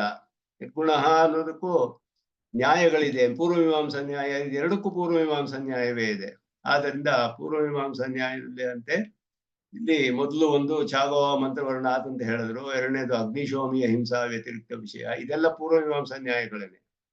ಆದ್ದರಿಂದ ಇದು ನ್ಯಾಯಕ್ಕೆ ಅನುಗುಣವಾಗಿದೆ. ಇದು ಶಾಸ್ತ್ರೀಯವಾದ ವಿಷಯ, ಪ್ರಾಮಾಣಿಕವಾದದ್ದು. ಸತ್ಯಕಾಮ ಸತ್ಯ ಸಂಕಲ್ಪ ಅಂತ ಗುಣ ವಿಧಿ ಇರೋದ್ರಿಂದ ಸಾಮಾನ್ಯ ಗುಣ ನಿಷೇಧ ಮಾಡಿರೋದು ಗುಣ ನಿಷೇಧ ತದ್ವ್ಯತಿರಿಕ್ತ ನಿಷೇಧ. ಇದನ್ನು ಬಿಟ್ಟು ಮಿಕ್ಕಿದ ಗುಣಗಳ ನಿಷೇಧ. ಇದನ್ನು ಬಿಟ್ಟು ಬೇರೆ ಯಾವ ಗುಣಗಳು ನಿಷೇಧ, ಬೇರೆ ಯಾವುದೂ ಇಲ್ಲವೇ ಅಂದ್ರೆ ಹೇಯ ಗುಣಗಳಿಲ್ಲ. ನಿರವಧ್ಯ ಸರ್ವಕಲ್ಯಾಣ ಗುಣಾಕರ. ಎರಡು ಶಬ್ದಗಳಿಗೆ ಎಷ್ಟು ಅರ್ಥವಿದೆ ಅನ್ನೋದನ್ನ ತೋರಿಸ್ತಾರೆ ವ್ಯಾಖ್ಯಾನದಲ್ಲಿ. ಇತಿ ಸರ್ವಕಲ್ಯಾಣ ಗುಣಾಕರ ಇತಿ ಪದಾಭಿಪ್ರಾಯ. ಆದ್ದರಿಂದ ಅರ್ಥಭೇದ ನಿಷೇಧ ಪರಿಹರಿಷ್ಯತೆ. ಭೇದ ನಿಷೇಧ ಮುಂದೆ ಪರಿಹಾರ ಮಾಡ್ತಾರೆ. ಇನ್ನು ಮುಂದೆ ಸಾಮಾನಾಧಿಕರಣ್ಯ ನ್ಯಾಯ ಅನುಪಪತ್ಯ ನಿರ್ವಿಶೇಷ ವಸ್ತು ಸಿದ್ಧಂ ದೂಷಯತಿ ಸರ್ವ ಇತ್ಯಾದಿನ. ಮುಂದೆ ನಿರವಧ್ಯ ಸಕಲ ಕಲ್ಯಾಣ ಗುಣಾಕರಂ ಪರಂ ಬ್ರಹ್ಮ ಶೋಧಯಂತಿ ಅಂತ ಹೇಳಿದ್ರು. ಅದಾದ್ಮೇಲೆ ಮುಂದೆ ಮುಂದಿನ ವಾಕ್ಯಖಂಡ ಸರ್ವ ಪ್ರತ್ಯನೀಕಾಕಾರತಾ ಬೋಧನೆ ಅಪಿ. ಇದು ಮುಂದಿನ ವಾಕ್ಯಖಂಡಕ್ಕೆ ಅದು ವ್ಯಾಖ್ಯಾನ ಹಿಂದಿನ ಪೇಜಲ್ಲಿ ಇದೆ. ತತ್ತತ್ ಪ್ರತ್ಯನೀಕಾಕಾರತಾಯಾಂ ಭೇದಸ್ಯ ಅವರ್ಜನೀಯತ್ವಾತ್ ನಿರ್ವಿಶೇಷತ್ವ ಸಿದ್ಧಿ. ಇಲ್ಲಿ ಏನ್ ಹೇಳ್ತಿದ್ದಾರೆ ಅಂದ್ರೆ, ಅದ್ವೈತದಲ್ಲಿ ಅವ್ರು ನಿರೂಪಣೆ ಮಾಡುವ ವಿಧಾನವನ್ನ ಇಲ್ಲಿ ಪರೀಕ್ಷೆ ಮಾಡಿ ಅದು ಸರಿ ಇಲ್ಲ ಅನ್ನೋದನ್ನ ತೋರಿಸ್ತಾ ಇದ್ದಾರೆ. ಅವ್ರೇನ್ ಹೇಳಿದ್ರು ಅಂದ್ರೆ, ಸರ್ವ ಪ್ರತ್ಯನೀಕಾಕಾರತಾ ಬೋಧನೆ ಎಲ್ಲದಕ್ಕಿಂತ ವಿರುದ್ಧವಾದ ಆಕಾರವನ್ನು ತಿಳಿಸುತ್ತೆ ಕೆಲವು ವಾಕ್ಯಗಳು ಅಂದ್ರು. ಈಗ ಸತ್ಯಂ ಜ್ಞಾನಂ ಅನಂತಂ ಬ್ರಹ್ಮ ಅನ್ನುವ ವಾಕ್ಯವನ್ನು ತಗೋತಾರೆ ಮುಂದೆ. ಸತ್ಯಂ ಜ್ಞಾನಂ ಅನಂತಂ ಬ್ರಹ್ಮ ಅನ್ನುವ ವಾಕ್ಯದಲ್ಲಿ ಸತ್ಯ ಅನ್ನೋದೇನು ಅಂತ ಹೇಳಿದ್ರೆ ಅಸತ್ಯಾತ್ ವಿರುದ್ಧಂ ವ್ಯಾವೃತ್ತಂ ಅಂತ. ಅಸತ್ಯಕ್ಕೆ ಪ್ರತ್ಯನೀಕಾಕಾರವಾದ ಅಸ್ಥೂಲಂ ಮನಣು ಅಹ್ರಸ್ವಂ ಅಂತ ಹೇಳಿದ್ರಿಂದ ಸ್ಥೂಲಕ್ಕೆ ಪ್ರತ್ಯನೀಕಾಕಾರವಾದದ್ದು, ಅಣುಗೆ ಪ್ರತ್ಯನೀಕಾಕಾರ ಅಂದ್ರೆ ಪ್ರತ್ಯನೀಕಾಕಾರ ಅಂದ್ರೆ ವಿರುದ್ಧವಾದದ್ದು ಅಂತ ಅರ್ಥ. ಅದ ಇದು ಅದೇನು ಹೇಳಿದ್ಯೋ ಅದಕ್ಕೆ ವಿರುದ್ಧವಾದ ಆಕಾರವನ್ನು ಬೋಧಿಸುತ್ತೆ ಗುಣಗಳು ಅಂತ ಹೇಳಿದ್ರೆ, ಆಯಾ ಪ್ರತ್ಯನೀಕಾಕಾರದಲ್ಲಿಯೂ ಕೂಡ ಭೇದವನ್ನು ನೀವು ತಪ್ಪಿಸಕ್ಕಾಗೋದಿಲ್ಲ. ನಿರ್ವಿಶೇಷತ್ವ ಅನ್ನೋದು ಅಲ್ಲಿಯೂ ಸಿಕ್ಸೋದಿಲ್ಲ ನಿಮ್ಗೆ ಅಂತ ಹೇಳ್ತಿದ್ದಾರೆ. ಈ ಪ್ರತ್ಯನೀಕಾಕಾರ ಹೇಳಿದ್ರು ಭೇದ ಹೇಗೆ ನೀವು ತಳ್ಳಿ ಹಾಕ್ತೀರಾ ಅನ್ನೋದು ತೋರಿಸ್ತಿದ್ದಾರೆ. ಆ ಭೇದವನ್ನು ಹೇಳಕ್ಕಾಗೋದಿಲ್ಲ ಅಂತ ಹೇಳ್ಬಿಟ್ಟು ಅದನ್ನ ಇಲ್ಲಿ ತಿಳಿಸ್ತಾ ಇದ್ದಾರೆ. ಸಾಮಾನಾಧಿಕಾರಣ್ಯ ಅನುಪಪತ್ಯ ನಿರ್ವಿಶೇಷ ವಸ್ತು ಸಿದ್ಧಿ ದೂಷಯತಿ. ಇಲ್ಲಿ ಸರ್ವ ಅನ್ನೋದ್ರಿಂದ ಸಾಮಾನಾಧಿಕರಣ್ಯದಲ್ಲಿ ಪ್ರಧಾನವಾಗಿ ಸತ್ಯಂ ಜ್ಞಾನಂ ಬ್ರಹ್ಮಾಲಿ ಸಾಮಾನಾಧಿಕರಣ್ಯವನ್ನ ಹೇಗೆ ಹೇಳಬೇಕು ಅನ್ನೋದೇ ಇಲ್ಲಿ ವಿಷಯ. ಮುಂದೆ ನಿರ್ಗುಣ ವಾಕ್ಯಗಳಿಗೆ ಅರ್ಥ ಹೇಳಿದ್ರು. ಎರಡು ವಿಧವಾಗಿ ಅರ್ಥ. ನಿರವಧ್ಯಂ ಸರ್ವ ಕಲ್ಯಾಣ ಗುಣಾಕರಂ ಅಂತ. ಒಂದು ಹೇಯ ಗುಣ ನಿಷೇಧ, ಕಲ್ಯಾಣ ಗುಣಗಳ ಸ್ಥಾಪನೆ ವಿಧಿ, ಎರಡನ್ನೂ ಅದರಿಂದ ನಾವು ತಿಳಿಯಬಹುದು. ಸಾಮಾನ್ಯ ಗುಣ ನಿಷೇಧ, ವಿಶೇಷವಾದ ಗುಣ ನಿಷೇಧದಲ್ಲಿ ಪರ್ಯವಸಾನ. ಅಪಹತ ಪಾಪತ್ವಾದಿ ಹೇಯ ಗುಣಗಳಲ್ಲಿ ಪರ್ಯವಸಾನ. ಸಾಮಾನ್ಯ ಗುಣ ನಿಷೇಧ, ವಿಶೇಷ ಗುಣ ವಿಧಿಯನ್ನ ಅದಕ್ಕೆ ವಿರುದ್ಧ, ಅದಕ್ಕೆ ಹೊರತಾಗಿರುವಂತಹದ್ದು ಅಂತ ಅರ್ಥ. ವಿಶೇಷ ಗುಣ ವಿಧಿ ಇರೋದ್ರಿಂದ ಅಲ್ಲಿ ಅವನಿಗೆ ಮನೋಮಯ ಭಾರೂಪ ಪ್ರಾಣ ಶರೀರ ಮೊದಲಾದ ಗುಣಗಳೆಲ್ಲ ಹೇಳಿರೋದು. ಇದನ್ನ ಬಿಟ್ಟು ಮಿಕ್ಕ ಗುಣಗಳ ನಿಷೇಧ ಅನ್ನೋದನ್ನ ತಿಳಿಸುತ್ತೆ. ಆ ಮಿಕ್ಕ ಗುಣಗಳಲ್ಲಿ ಯಾವ ಗುಣವೂ ಇಲ್ವೇ ಅಂದ್ರೆ ಹೇಯ ಗುಣಗಳಿಲ್ಲ ಅನ್ನೋದು. ಈ ರೀತಿ ಅದನ್ನ ಮಾಡಿದ್ರು. ಈಗ ಸತ್ಯಂ ಜ್ಞಾನಂ ಅನಂತಂ ಬ್ರಹ್ಮ ಮೊದಲಾದ ಶೋಧಕ ವಾಕ್ಯಗಳಲ್ಲಿ ಅರ್ಥ ಹೇಗೆ ಮಾಡ್ತೀರಾ? ಅಲ್ಲಿ ಸಾಮಾನಾಧಿಕರಣ್ಯವಿದೆ. ಸತ್ಯಂ ಜ್ಞಾನಂ ಅನಂತಂ ಇದಕ್ಕೆ ಸಾಮಾನಾಧಿಕರಣ್ಯವನ್ನೇ ಹೇಳಬೇಕು. ಈ ಸಾಮಾನಾಧಿಕರಣ್ಯ ಹೇಗೆ ಹೇಳೋದು ಅಂತ ಹೇಳೋದು ಇಲ್ಲಿ ವಿಷಯ. ಅದನ್ನ ಪೂರ್ವ ಪಕ್ಷವನ್ನ ನಿರೂಪಣೆ ಮಾಡ್ತಾರೆ. ಮೊದಲು ಇಲ್ಲಿ ಅವರು ಹೇಗೆ ನಿರ್ವಿಶೇಷ ವಸ್ತುವನ್ನು ಸ್ಥಾಪನೆ ಮಾಡ್ತಾರೆ ಆ ವಾಕ್ಯದಲ್ಲಿ. ವಿಶೇಷಣ ವಿವಕ್ಷಾಯಾಂ ವಿಶೇಷಣ ಭೇದೇನ ವಿಶೇಷ್ಯ ಭೇದಾತ್. ಇದು ಒಂದು ಸಾಮಾನ್ಯವಾದ ನ್ಯಾಯ, ಎಲ್ಲ ಒಪ್ಕೊಳ್ಳೋದು ವಿಷಯವೇ ಇದು. ಆದರೆ ವಿಶೇಷಣಗಳಲ್ಲಿ ಯಾವ ರೀತಿ ವಿಶೇಷಣಗಳು ಅನ್ನೋದನ್ನ ವಿಚಾರ ಮಾಡ್ಬೇಕು. ವಿಶೇಷಣಗಳು ಹೇಳುವಾಗ ವಿಶೇಷಣಗಳಲ್ಲಿ ಭೇದವಿರೋದ್ರಿಂದ ವಿಶೇಷವು ಭೇದವಾಗುತ್ತೆ, ಬೇರೆ ಬೇರೆ ಆಗುತ್ತೆ ಅನ್ನೋದು ಒಂದು ಸಾಮಾನ್ಯವಾದ ನ್ಯಾಯ. ಅಂದ್ರೆ ಬಿಳಿ ಕಪ್ಪು ಬಿಳಿ ಹೀಗೆಲ್ಲ ಹೇಳಿ ಒಂದು ಬಟ್ಟೆ ಅಂತ ಹೇಳಿದ್ರೆ ಕಪ್ಪು ಬಿಳಿ ಎಲ್ಲ ಒಂದೇ ಬಟ್ಟೆಗೆ ವಿಶೇಷಣವಾಗಿ ಸಾಧ್ಯವಿಲ್ಲ. ಎರಡು ವಿಶೇಷಣ ಮಲ್ಟಿಪಲ್ ಬೇರೆ ಬೇರೆ ಅನೇಕ ವಿಶೇಷಣಗಳು ಆ ರೀತಿ ಹೇಳಿದ್ರೆ ಕಪ್ಪು ಬಿಳಿ ಹಸಿರು ಕೆಂಪು ಅಂತ ಹೇಳಿದ್ರೆ ಕಪ್ಪು ಬಟ್ಟೆಯೇ ಬೇರೆ ಆಗಿರ್ಬೇಕು, ಬಿಳಿ ಬಟ್ಟೆಯೇ ಬೇರೆ ಆಗಿರ್ಬೇಕು, ಹಸಿರು ಬಟ್ಟೆಯೇ ಬೇರೆ ಆಗಿರ್ಬೇಕು. ವಿಶೇಷಣಗಳು ಅನೇಕ ಹೇಳಿದ್ರೆ ಒಂದು ವಿಶೇಷಣ ಮಿಕ್ಕ ಎಲ್ಲ ವಿಶೇಷಣಗಳಿಗಿಂತ ಅದನ್ನ ವ್ಯಾವೃತ್ತಿ ಮಾಡುತ್ತೆ. ಕಪ್ಪು ಅಂದ್ರೆ ಬಿಳಿ ಅಲ್ಲ, ಹಳದಿ ಅಲ್ಲ, ನೀರೆಲ್ಲ, ಕೆಂಪಲ್ಲ, ಇದೆಲ್ಲ ತಿಳಿಸುತ್ತೆ. ಹೀಗೆ ವ್ಯಾವೃತ್ತಿ ಮಾಡುತ್ತೆ. ಆದ್ದರಿಂದ ಅನೇಕ ವಿಶೇಷಣಗಳು ಬಂದ್ರೆ ಅನೇಕ ವಿಶೇಷ್ಯಗಳು ಇರ್ಬೇಕಲ್ಲಿ, ಪದಾರ್ಥಗಳು ಬೇರೆ ಬೇರೆ ಆಗಿರ್ಬೇಕು ಅನ್ನೋದು ಒಂದು ಸಾಮಾನ್ಯ ನ್ಯಾಯ. ಆದರೆ ಅಲ್ಲಿ ವಿಚಾರ ಮಾಡಿದ್ರೆ ಈ ವಿಶೇಷಣಗಳು ಪರಸ್ಪರ ವಿರುದ್ಧವಾಗಿದ್ರೆ ಅನ್ನೋದು ಅಲ್ಲಿ ಅರ್ಥ. ಅದನ್ನ ಪರಿಶೀಲನೆ ಮಾಡ್ಬೇಕು ನಾವು. ವಿರುದ್ಧವಲ್ಲದ ವಿಶೇಷಣಗಳು ಒಂದೇ ವಿಶೇಷಕ್ಕೆ ಹೇಳಕ್ ಸಾಧ್ಯ, ಅನೇಕ ವಿಶೇಷಣಗಳು. ಅದರಲ್ಲಿಯೇ ನಮಗೂ ಅಲ್ಲಿ ತಾತ್ಪರ್ಯ ಹೇಳೋದ್ರಲ್ಲಿ ವಿರೋಧ ಬರುತ್ತೆ. ವಿಶೇಷಣಗಳು ವಿರುದ್ಧವಾಗಿದೆಯಾ ಇಲ್ವೇ ಅನ್ನೋದನ್ನ ನೋಡ್ಬೇಕು ಮುಂದೆ. ಅದನ್ನ ಇಲ್ಲಿ ಹೇಳ್ತಾರೆ. ಪೂರ್ವ ಪಕ್ಷದವರು ಹೇಳಿದ್ರು ಸಾಮಾನ್ಯವಾದ ನ್ಯಾಯ ವಿಶೇಷಣ ಬೇರೆ ಜಾಸ್ತಿ, ಅನೇಕ ವಿಶೇಷಣ ಬಂದ್ರೆ ಅನೇಕ ಪದಾರ್ಥಗಳು, ಅನೇಕ ವಿಶೇಷಗಳು. ಒಂದು ವಿಶೇಷಣವೇ ಮಿಕ್ಕಿದೆಲ್ಲ ಇಂದ ಬೇರೆ ಅಂತ ತೋರಿಸುತ್ತಲ್ಲ. ಆದ್ದರಿಂದ ಎಲ್ಲ ಒಟ್ಟಿಗೆ ಹೇಳಿದ್ರೆ ಏನಾಗುತ್ತೆ ಅಂತ ಹೇಳಿದ್ರೆ ಯುಗಪದ ವಿಧಾನೆ ವಿಶೇಷಣಾನಾಮಪಿ ಐಕ್ಯ ಪ್ರಸಂಗ. ಎಲ್ಲ ಐಕ್ಯ ಹೇಳ್ಬೇಕು ಅವಾಗ. ಇಲ್ಲದೆ ಹೋದ್ರೆ ನೀವು ಬಿಳಿ ಕಪ್ಪು ಹಳದಿ ಕೆಂಪು ಬಟ್ಟೆ ಅಂತ ಹೇಳಿದ್ರೆ ಬಿಳಿಯೂ ಕಪ್ಪೆ ಆಗಿರ್ಬೇಕು, ಕಪ್ಪು ಕೆಂಪೆ ಆಗಿರ್ಬೇಕು. ಇದೆಲ್ಲ ಒಂದೇ ಆಗಿದ್ರೇನೆ ಒಂದು ಬಟ್ಟೆಯನ್ನು ವಿಶೇಷಿಸಕ್ಕೆ ಸಾಧ್ಯ. ಇದು ಐಕ್ಯದಲ್ಲಿ ಅರ್ಥ. ಇದು ಐಕ್ಯ ಅಂದ್ರೆ ಹೇಗೆ? ವಿಶೇಷಣಾವನ ಐಕ್ಯ ಪ್ರಸಂಗ. ಒಟ್ಟಿಗೆ ನೀವು ಹೇಳಿದ್ರೆ 4 ಗುಣಗಳನ್ನು ಹೇಳಿ ಒಂದು ಬಟ್ಟೆ ಅಂತ ಹೇಳಿದ್ರೆ 4 ಗುಣಗಳು ಒಂದೇ ಇರ್ಬೇಕು, ಒಂದೇ ಅರ್ಥದಲ್ಲಿ ಹೇಳ್ಬೇಕು. ಹಾಗಿದ್ರೇನೆ ಒಂದು ವಿಶೇಷಣಕ್ಕೆ ಹೇಳಕ್ ಸಾಧ್ಯ. ಇಲ್ಲದೆ ಹೋದ್ರೆ ಅನೇಕ ವಿಶೇಷಣಗಳು ಅನೇಕ ವಿಶೇಷಗಳನ್ನು ಹೇಳ್ಬೇಕು. ಇದು ಪೂರ್ವ ಪಕ್ಷ ಹೇಗೆ ನಿರೂಪಣೆ ಮಾಡ್ತಾರೆ ಅಂತ. ಹೋಗ್ಲಿ, ಕ್ರಮವಾಗಿ ಹೇಳ್ತೀವಿ. ಬಿಳಿ ಬಟ್ಟೆ, ಕಪ್ಪು ಬಟ್ಟೆ, ಹಳದಿ ಬಟ್ಟೆ ಅಂತ ಹೇಳ್ತೀವಲ್ಲ. ಹಾಗೇನಾಗುತ್ತೆ ಅಂತ ಹೇಳಿದ್ರೆ ಬಟ್ಟೆ ಒಂದೇ ಇರೋದು, ಅದಕ್ಕೆ ಎಲ್ಲ ಅರ್ಥಗಳನ್ನು ಹೇಳ್ಬೇಕು. ಇವಾಗ ಕ್ರಮೇಣ ಅಭಿಧಾನೆ, ಕ್ರಮವಾಗಿ ಹೇಳಿದ್ರೆ ಏನಾಗುತ್ತೆ? ವಿಶೇಷಣಾನಾಂ ಅನ್ಯೋನ್ಯ ವಿಶೇಷಣ ವಿಶೇಷ ಭಾವ ಪ್ರಸಂಗಾಚ. ಕಪ್ಪು ಬಟ್ಟೆ ಅಂತ ಹೇಳಿ ಅದನ್ನ ಮತ್ತೆ ಬಿಳಿ ಅಂತ ಹೇಳಿದ್ರೆ ಅದಕ್ಕೆ ಬಿಳಿ ಅನ್ನೋ ವಿಶೇಷಣವನ್ನು ಹೇಳಿದ್ರೆ ಆ ಬಿಳಿ ಅನ್ನೋದು ಬಟ್ಟೆಯನ್ನು ವಿಶೇಷಿಸ್ಬೇಕು, ಕಪ್ಪನ್ನು ವಿಶೇಷಿಸ್ಬೇಕು. ಕಪ್ಪು ಬಟ್ಟೆ ಬಿಳಿ ಬಟ್ಟೆ ಅಂದ್ರೆ ಏನಾಗುತ್ತೆ? ಆ ಬಿಳಿ ಆ ಬಟ್ಟೆ ಯಾವಾಗ ಕಪ್ಪು ಬಟ್ಟೆ ವಿಶಿಷ್ಟವಾದ ಎರಡನೇದು ಬರ್ಬೇಕು. ಬ್ರಹ್ಮನ ವಿಷಯದಲ್ಲಿ ನೋಡಿದ್ರೆ ಸುಲಭವಾಗಿ ತಿಳ್ಕೋಬಹುದು. ಸತ್ಯಂ ಜ್ಞಾನಂ ಅನಂತಂ, ಸತ್ಯಂ ಬ್ರಹ್ಮ, ಜ್ಞಾನಂ ಬ್ರಹ್ಮ, ಹೀಗೆ ಬೇರೆ ಬೇರೆ ಹೇಳ್ತೀವಿ. ಅಂದ್ರೆ ಸತ್ಯಂ ಬ್ರಹ್ಮ ಅಂದಾಗ ಸತ್ಯತ್ವ ವಿಶಿಷ್ಟವಾದ ಬ್ರಹ್ಮ ಸಿಕ್ತು. ಈಗ ಜ್ಞಾನಂ ಬ್ರಹ್ಮ ಅಲ್ಲ, ಆ ಬ್ರಹ್ಮ ಸತ್ಯತ್ವ ವಿಶಿಷ್ಟವಾದ ಬ್ರಹ್ಮಕ್ಕೆ ಜ್ಞಾನ ಅನ್ನೋದು ವಿಶೇಷಣ ಹೇಳ್ಬೇಕು. ಅಲ್ಲಿ ಬ್ರಹ್ಮಕ್ಕೆ ಆಗ್ಲೇ ಸತ್ಯತ್ವ ವಿಶಿಷ್ಟತ್ವ ಹೇಳ್ಬಿಟ್ಟಿದೀವಲ್ಲ. ಕ್ರಮವಾಗಿ ಸತ್ಯಂ ಜ್ಞಾನಂ ಅನಂತಂ ಅಂತ ಸಾಮಾನಾಧಿಕರಣ್ಯದಲ್ಲಿ ಇಲ್ಲಿ ವಿಶೇಷ ವಿಚಾರ ಮಾಡ್ತಾ ಇರೋದು. ಸಾಮಾನಾಧಿಕರಣ್ಯ ವಾಕ್ಯಗಳಲ್ಲಿ ಅಷ್ಟೇ. ಸತ್ಯಂ ಜ್ಞಾನಂ ಅನಂತಂ ಬ್ರಹ್ಮ ಅಲ್ಲಿ ಸತ್ಯಂ ಬ್ರಹ್ಮ ಅಂತ ನೀವು ಕ್ರಮವಾಗಿ ಫಸ್ಟ್ ಜ್ಞಾನಂ ಬ್ರಹ್ಮ ಅನಂತಂ ಬ್ರಹ್ಮ ಅಂತ ಹೇಳಿದ್ರೆ ಎರಡನೆಯ ಜ್ಞಾನಂ ಬ್ರಹ್ಮ ಅಂತ ಹೇಳುವ ಬ್ರಹ್ಮಕ್ಕೆ ಸತ್ಯತ್ವ ವಿಶಿಷ್ಟವಾದ ಬ್ರಹ್ಮನ ಸಬ್ಸ್ಟಿಟ್ಯೂಟ್ ಮಾಡ್ಬೇಕು, ಅಲ್ಲಿ ಹಾಕೋಬೇಕು. ಅವಾಗ ಏನಾಗುತ್ತೆ? ಜ್ಞಾನತ್ವ ವಿಶಿಷ್ಟ ಸತ್ಯತ್ವ ವಿಶಿಷ್ಟ ಬ್ರಹ್ಮ ಅಂತ ಆಗ್ಬಿಡುತ್ತೆ. ಅವಾಗ ಒಂದು ಗುಣ ಇನ್ನೊಂದು ಗುಣನ ವಿಶೇಷಿಸುತ್ತೆ. ಗುಣಗಳಲ್ಲಿಯೇ ವಿಶೇಷಣ ವಿಶೇಷ ಭಾವ ಬರುತ್ತೆ. ಇದು ವಿರೋಧ, ಯಾರು ಒಪ್ಕೊಳ್ಳಲ್ಲ ಇದನ್ನ. ಇದರಿಂದ ಹೀಗೆ ನೀವು ಹೇಳಕ್ಕಾಗೋದಿಲ್ಲ. ಕ್ರಮವಾಗಿ ಹೇಳಿದ್ರೆ ಒಟ್ಟಿಗೆ ಹೇಳ್ಬಿಟ್ರೆ ಎಲ್ಲ ಅಂತ ಹೇಳಿದ್ರೆ ಪದಾರ್ಥ ಒಂದೇ ಆಗಿರೋದ್ರಿಂದ ವಿಶೇಷಣಗಳು ಎಲ್ಲ ಒಟ್ಟಿಗೆ ಹೇಳಿದ್ರೆ ಎಲ್ಲ ಒಂದೇ ವಿಶೇಷಣ ಆಗಿರ್ಬೇಕು. ಅದು ಒಂದೇ ಅರ್ಥ ಹೊಂದಿರ್ಬೇಕು. ಎಲ್ಲಕ್ಕೂ ಐಕ್ಯದಲ್ಲಿ ಹೇಳ್ಬೇಕು ಅರ್ಥವನ್ನ. ಇದು ಪೂರ್ವ ಪಕ್ಷ ನಿರೂಪಣೆ ಹೇಗೆ ಮಾಡ್ತಾರೆ ಅನ್ನೋದು ತಿಳಿಯುತ್ತೆ. ವಸ್ತು ಮಾತ್ರ ಐಕ್ಯ ಪರಮೇವ ಸಮಾನಾಧಿಕರಣ್ಯಂ. ಸಮಾನಾಧಿಕರಣ್ಯ ಅನ್ನೋದು ವಸ್ತು ಐಕ್ಯ ಹೇಳ್ಬೇಕು. ಆದ್ದರಿಂದ ಸಮಾನಾಧಿಕರಣ್ಯದಲ್ಲಿ ಅನೇಕ ಶಬ್ದಗಳು ಬಂದ್ರೆ ಹೇಗೆ ಅರ್ಥ ಮಾಡ್ಬೇಕು? ಅನೇಕ ವಿಶೇಷಣಗಳು ಒಂದು ವಸ್ತುನು ವಿಶೇಷಿಸಕ್ಕಾಗೋದಿಲ್ಲ. ವಿಶೇಷಣ ಬಹುತ್ವ ಆದ್ರೆ ವಿಶೇಷ ಬಹುತ್ವ ಆಗ್ಬೇಕು.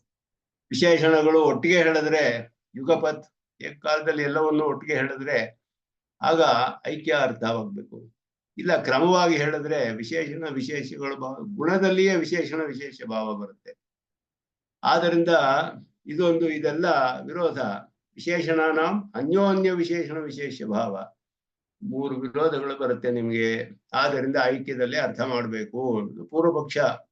ತತ್ರ ಪ್ರತಿಯೋಗಿ ರೂಪ ಪ್ರವೃತ್ತಿ ನಿಮಿತ್ತ ಭೇದಾತ್ ನ ಸಮಾನಾಧಿಕರಣ್ಯ ಲಕ್ಷಣ ಹಾನಿ. ಪ್ರತಿಯೋಗಿ ರೂಪವಾದ ಪ್ರವೃತ್ತಿ ನಿಮಿತ್ತ ಭೇದಾತ್ ನ ಸಾಮಾನಾಧಿಕರಣ್ಯ ಲಕ್ಷಣ ಹಾನಿಹಿ ಅಂತ ಹೇಳಿದ್ರು. ಏನು ಅಂತ ಹೇಳಿದ್ರೆ, ನೀವು ಒಂದೇ ಬ್ರಹ್ಮ ಅಂತ ಹೇಳ್ತಾ ಇದ್ದೀರಾ, ಸತ್ಯ ಜ್ಞಾನ ಅನಂತ ಅಂತ ಹೇಳ್ಬಿಟ್ಟು ಸಮಾನಾಧಿಕರಣ್ಯ ಲಕ್ಷಣವೇ ಹೋಗ್ಬಿಡುತ್ತಲ್ಲ. ಸತ್ಯ ಅಂತ ಹೇಳಿದ್ಮೇಲೆ ಜ್ಞಾನ ಇದೆಲ್ಲ ಹೋಗಿ ವ್ಯಾವೃತ್ತಿ ಆಗೋಯ್ತು ಅಂತ ನೀವು ಹೇಳಿದ್ರೆ ಜ್ಞಾನ ಅಂತ ಯಾಕೆ ಹೇಳ್ಬೇಕು, ವ್ಯರ್ಥವಾಯ್ತಲ್ಲ ಅದು ಅಂತ ಹೇಳಿದ್ರೆ, ಜ್ಞಾನಕ್ಕೂ ವಿರುದ್ಧವಾಗಿದೆ ಅಂತಾನು ತಿಳಿಸ್ಬೇಕು, ಸತ್ಯಕ್ಕೂ ವಿರುದ್ಧವಾಗಿದೆ ಅಂತಾನು ತಿಳಿಸ್ಬೇಕು, ಅನಂತತ್ವಕ್ಕೂ ವಿರುದ್ಧವಾಗಿದೆ ಅಂತ ಆದ್ರಿಂದ ಅದಕ್ಕೆ ಪ್ರಯೋಜನ ಇದೆ ಅಂತ ಹೇಳಿದ್ರು. ಸಾಮಾನಾಧಿಕರಣ ಲಕ್ಷಣ ಹಾನಿ ಬರಲ್ಲ. ಯಾಕೆ ಅಂದ್ರೆ ಪ್ರತಿಯೋಗಿ ರೂಪ ಪ್ರವೃತ್ತಿ ನಿಮಿತ್ತ ಭೇದಾತ್, ಒಂದೊಂದು ಪ್ರತಿಯೋಗಿ ಅನಿಯೋಗಿ ಅಂತ, ಬ್ರಹ್ಮ ಅನಿಯೋಗಿ, ಇದೆಲ್ಲ ಪ್ರತಿಯೋಗಿ. ಇದು ಒಂದೊಂದು ಕೂಡ ಸತ್ಯ ಅಂತ ಹೇಳಿದ್ರೆ ಎಲ್ಲ ವ್ಯಾವೃತ್ತಿ ಆಗ್ಬಿಡುತ್ತೆ. ಇದೆಲ್ಲ ಹೇಳ್ಬೇಕಾಗೆ ಎಲ್ಲ ಮಿಕ್ಕಿದ್ದವಾಗ ಒಂದು ಹೇಳಿದ್ರೆ ಸಾಕು. ಯಾಕೆಂದ್ರೆ ಅನೇಕ ಹೇಳಿದ್ರೆ ಅನೇಕ ಪದಾರ್ಥ ಆಗ್ಬಿಡುತ್ತಲ್ಲ. ನಿಮ್ಮ ಪ್ರಕಾರ ಐಕ್ಯ ಹೇಳಿದ್ರೆ ಒಂದು ಹೇಳಿ ಮಿಕ್ಕಿದೆಲ್ಲ ವ್ಯರ್ಥವಲ್ಲ ಅಂದ್ರೆ ಇಲ್ಲ, ವ್ಯರ್ಥವಿಲ್ಲ. ಯಾಕೆ ಅಂದ್ರೆ ಸತ್ಯ ಅನ್ನೋದು ಸತ್ಯತ್ವಕ್ಕೆ ವಿರುದ್ಧವಾಗಿದ್ದು ಅಂತ ಇರಿಸುತ್ತೆ, ಜ್ಞಾನ ಜ್ಞಾನತ್ವಕ್ಕೆ ವಿರುದ್ಧವಾಗಿರೋದು. ಇದೆಲ್ಲ ಒಂದೊಂದು ಕೂಡ ಒಂದೊಂದು ಪ್ರವೃತ್ತಿ ನಿಮಿತ್ತವಿದೆ, ಆಯಾ ಪ್ರತಿಯೋಗಿ ಪ್ರವೃತ್ತಿ ನಿಮಿತ್ತ ಇದೆ, ಅದೆಲ್ಲ ಅದಕ್ಕೆ ವಿರುದ್ಧವಾದ್ದು ಅಂತ ತಿಳಿಸೋದಕ್ಕೆ ಪ್ರಯೋಜನ ಇದೆ. ಆದ್ದರಿಂದ ಲಕ್ಷಣಕ್ಕೆ ಹಾನಿ ಇಲ್ಲ ಸಮಾನಾಧಿಕರಣ್ಯಕ್ಕೆ ಅಂತ ಹೇಳ್ತಾರೆ. ಈ ರೀತಿ ಅದನ್ನ ನಿರೂಪಣೆ ಮಾಡೋದು. ವಾಕ್ಯ ತಾತ್ಪರ್ಯ ಅನುಗುಣ ಲಕ್ಷಣ, ಇದುವೇ ಅವ್ರು ಹೇಳೋದು ಪ್ರಧಾನವಾಗಿ. ಇದು ಕೂಡ ಸಾಮಾನ್ಯವಾಗಿ ಎಲ್ಲ ಒಪ್ಕೊಳ್ಳೋ ವಿಷಯವೇ, ಆದರೆ ಎಲ್ಲಿ ಒಪ್ಕೋಬೇಕು ಎಲ್ಲಿ ಒಪ್ಕೊಳ್ಬಾರ್ದು ಅನ್ನೋದನ್ನ ವಿಚಾರ ಮಾಡಿ ಹೇಳ್ಬೇಕು. ವಾಕ್ಯ ತಾತ್ಪರ್ಯ ಅನುಗುಣ ಲಕ್ಷಣ ತದ್ವಿರುದ್ಧ ಮುಖ್ಯ ವೃತ್ತೇ ಬಲಿಯಸಿ ಹೇಳಿದ್ರು. ವಾಕ್ಯ ತಾತ್ಪರ್ಯಕ್ಕೆ ಇಲ್ಲಿ ಹಾಗಾದರೆ ಸಾಮಾನಾಧಿಕರಣ್ಯ ಲಕ್ಷಣಕ್ಕೆ ಹಾನಿ ಇಲ್ಲ ಅಂತ ಹೇಳಿದ್ರಲ್ಲ. ಇಲ್ಲಿ ನೀವು ಪ್ರತಿಯೋಗಿ ರೂಪವಾದ ಪ್ರವೃತ್ತಿ ನಿಮಿತ್ತ ಭೇದ ಇದೆ, ಅಸತ್ಯಾತ್ ವ್ಯಾವೃತ್ತಂ, ದೃಢ ಜಡಾತ ವ್ಯಾವೃತ್ತಂ, ಪರಿಚ್ಛಿನ್ನಾತ ವ್ಯಾವೃತ್ತಂ, ಹೀಗೆ ಹೇಳೋದ್ರಿಂದ ಒಂದೊಂದಕ್ಕೂ ಪ್ರಯೋಜನ ಇದೆ. ಸತ್ಯ ಜ್ಞಾನ ಅನಂತಕ್ಕೆ ಹೇಳಿದ್ರೆ ಎಲ್ಲಾ ಶಬ್ದಗಳಿಗೂ ಲಕ್ಷಣಾರ್ಥ ಹೇಳ್ಬೇಕು. ಸತ್ಯ ಅನ್ನಕ್ಕೆ ಸತ್ಯತ್ವ ಅನ್ನೋದು ಮುಖ್ಯವಾದ ಅರ್ಥ ಅಭಿಧಾವೃತ್ತಿಯಲ್ಲಿ ಹೇಳೋದು. ಅಸತ್ಯಾದ ವ್ಯಾವೃತ ಅನ್ನೋದು ಲಕ್ಷಣಾರ್ಥವಾಯ್ತು, ಸೆಕೆಂಡರಿ ಸೆನ್ಸ್ ಆಯ್ತು. ಅಲ್ಲಿ ಎಲ್ಲಾ ಶಬ್ದಗಳಿಗೂ ಹೇಗೆ ಸೆಕೆಂಡರಿ ಸೆನ್ಸ್ ಹೇಳ್ತೀರಾ? ಇಲ್ಲಿ ಅಭಿಧಾವೃತ್ತಿ ಅಂದ್ರೆ ಮುಖ್ಯವೃತ್ತಿ ಅಂತ ಅರ್ಥ.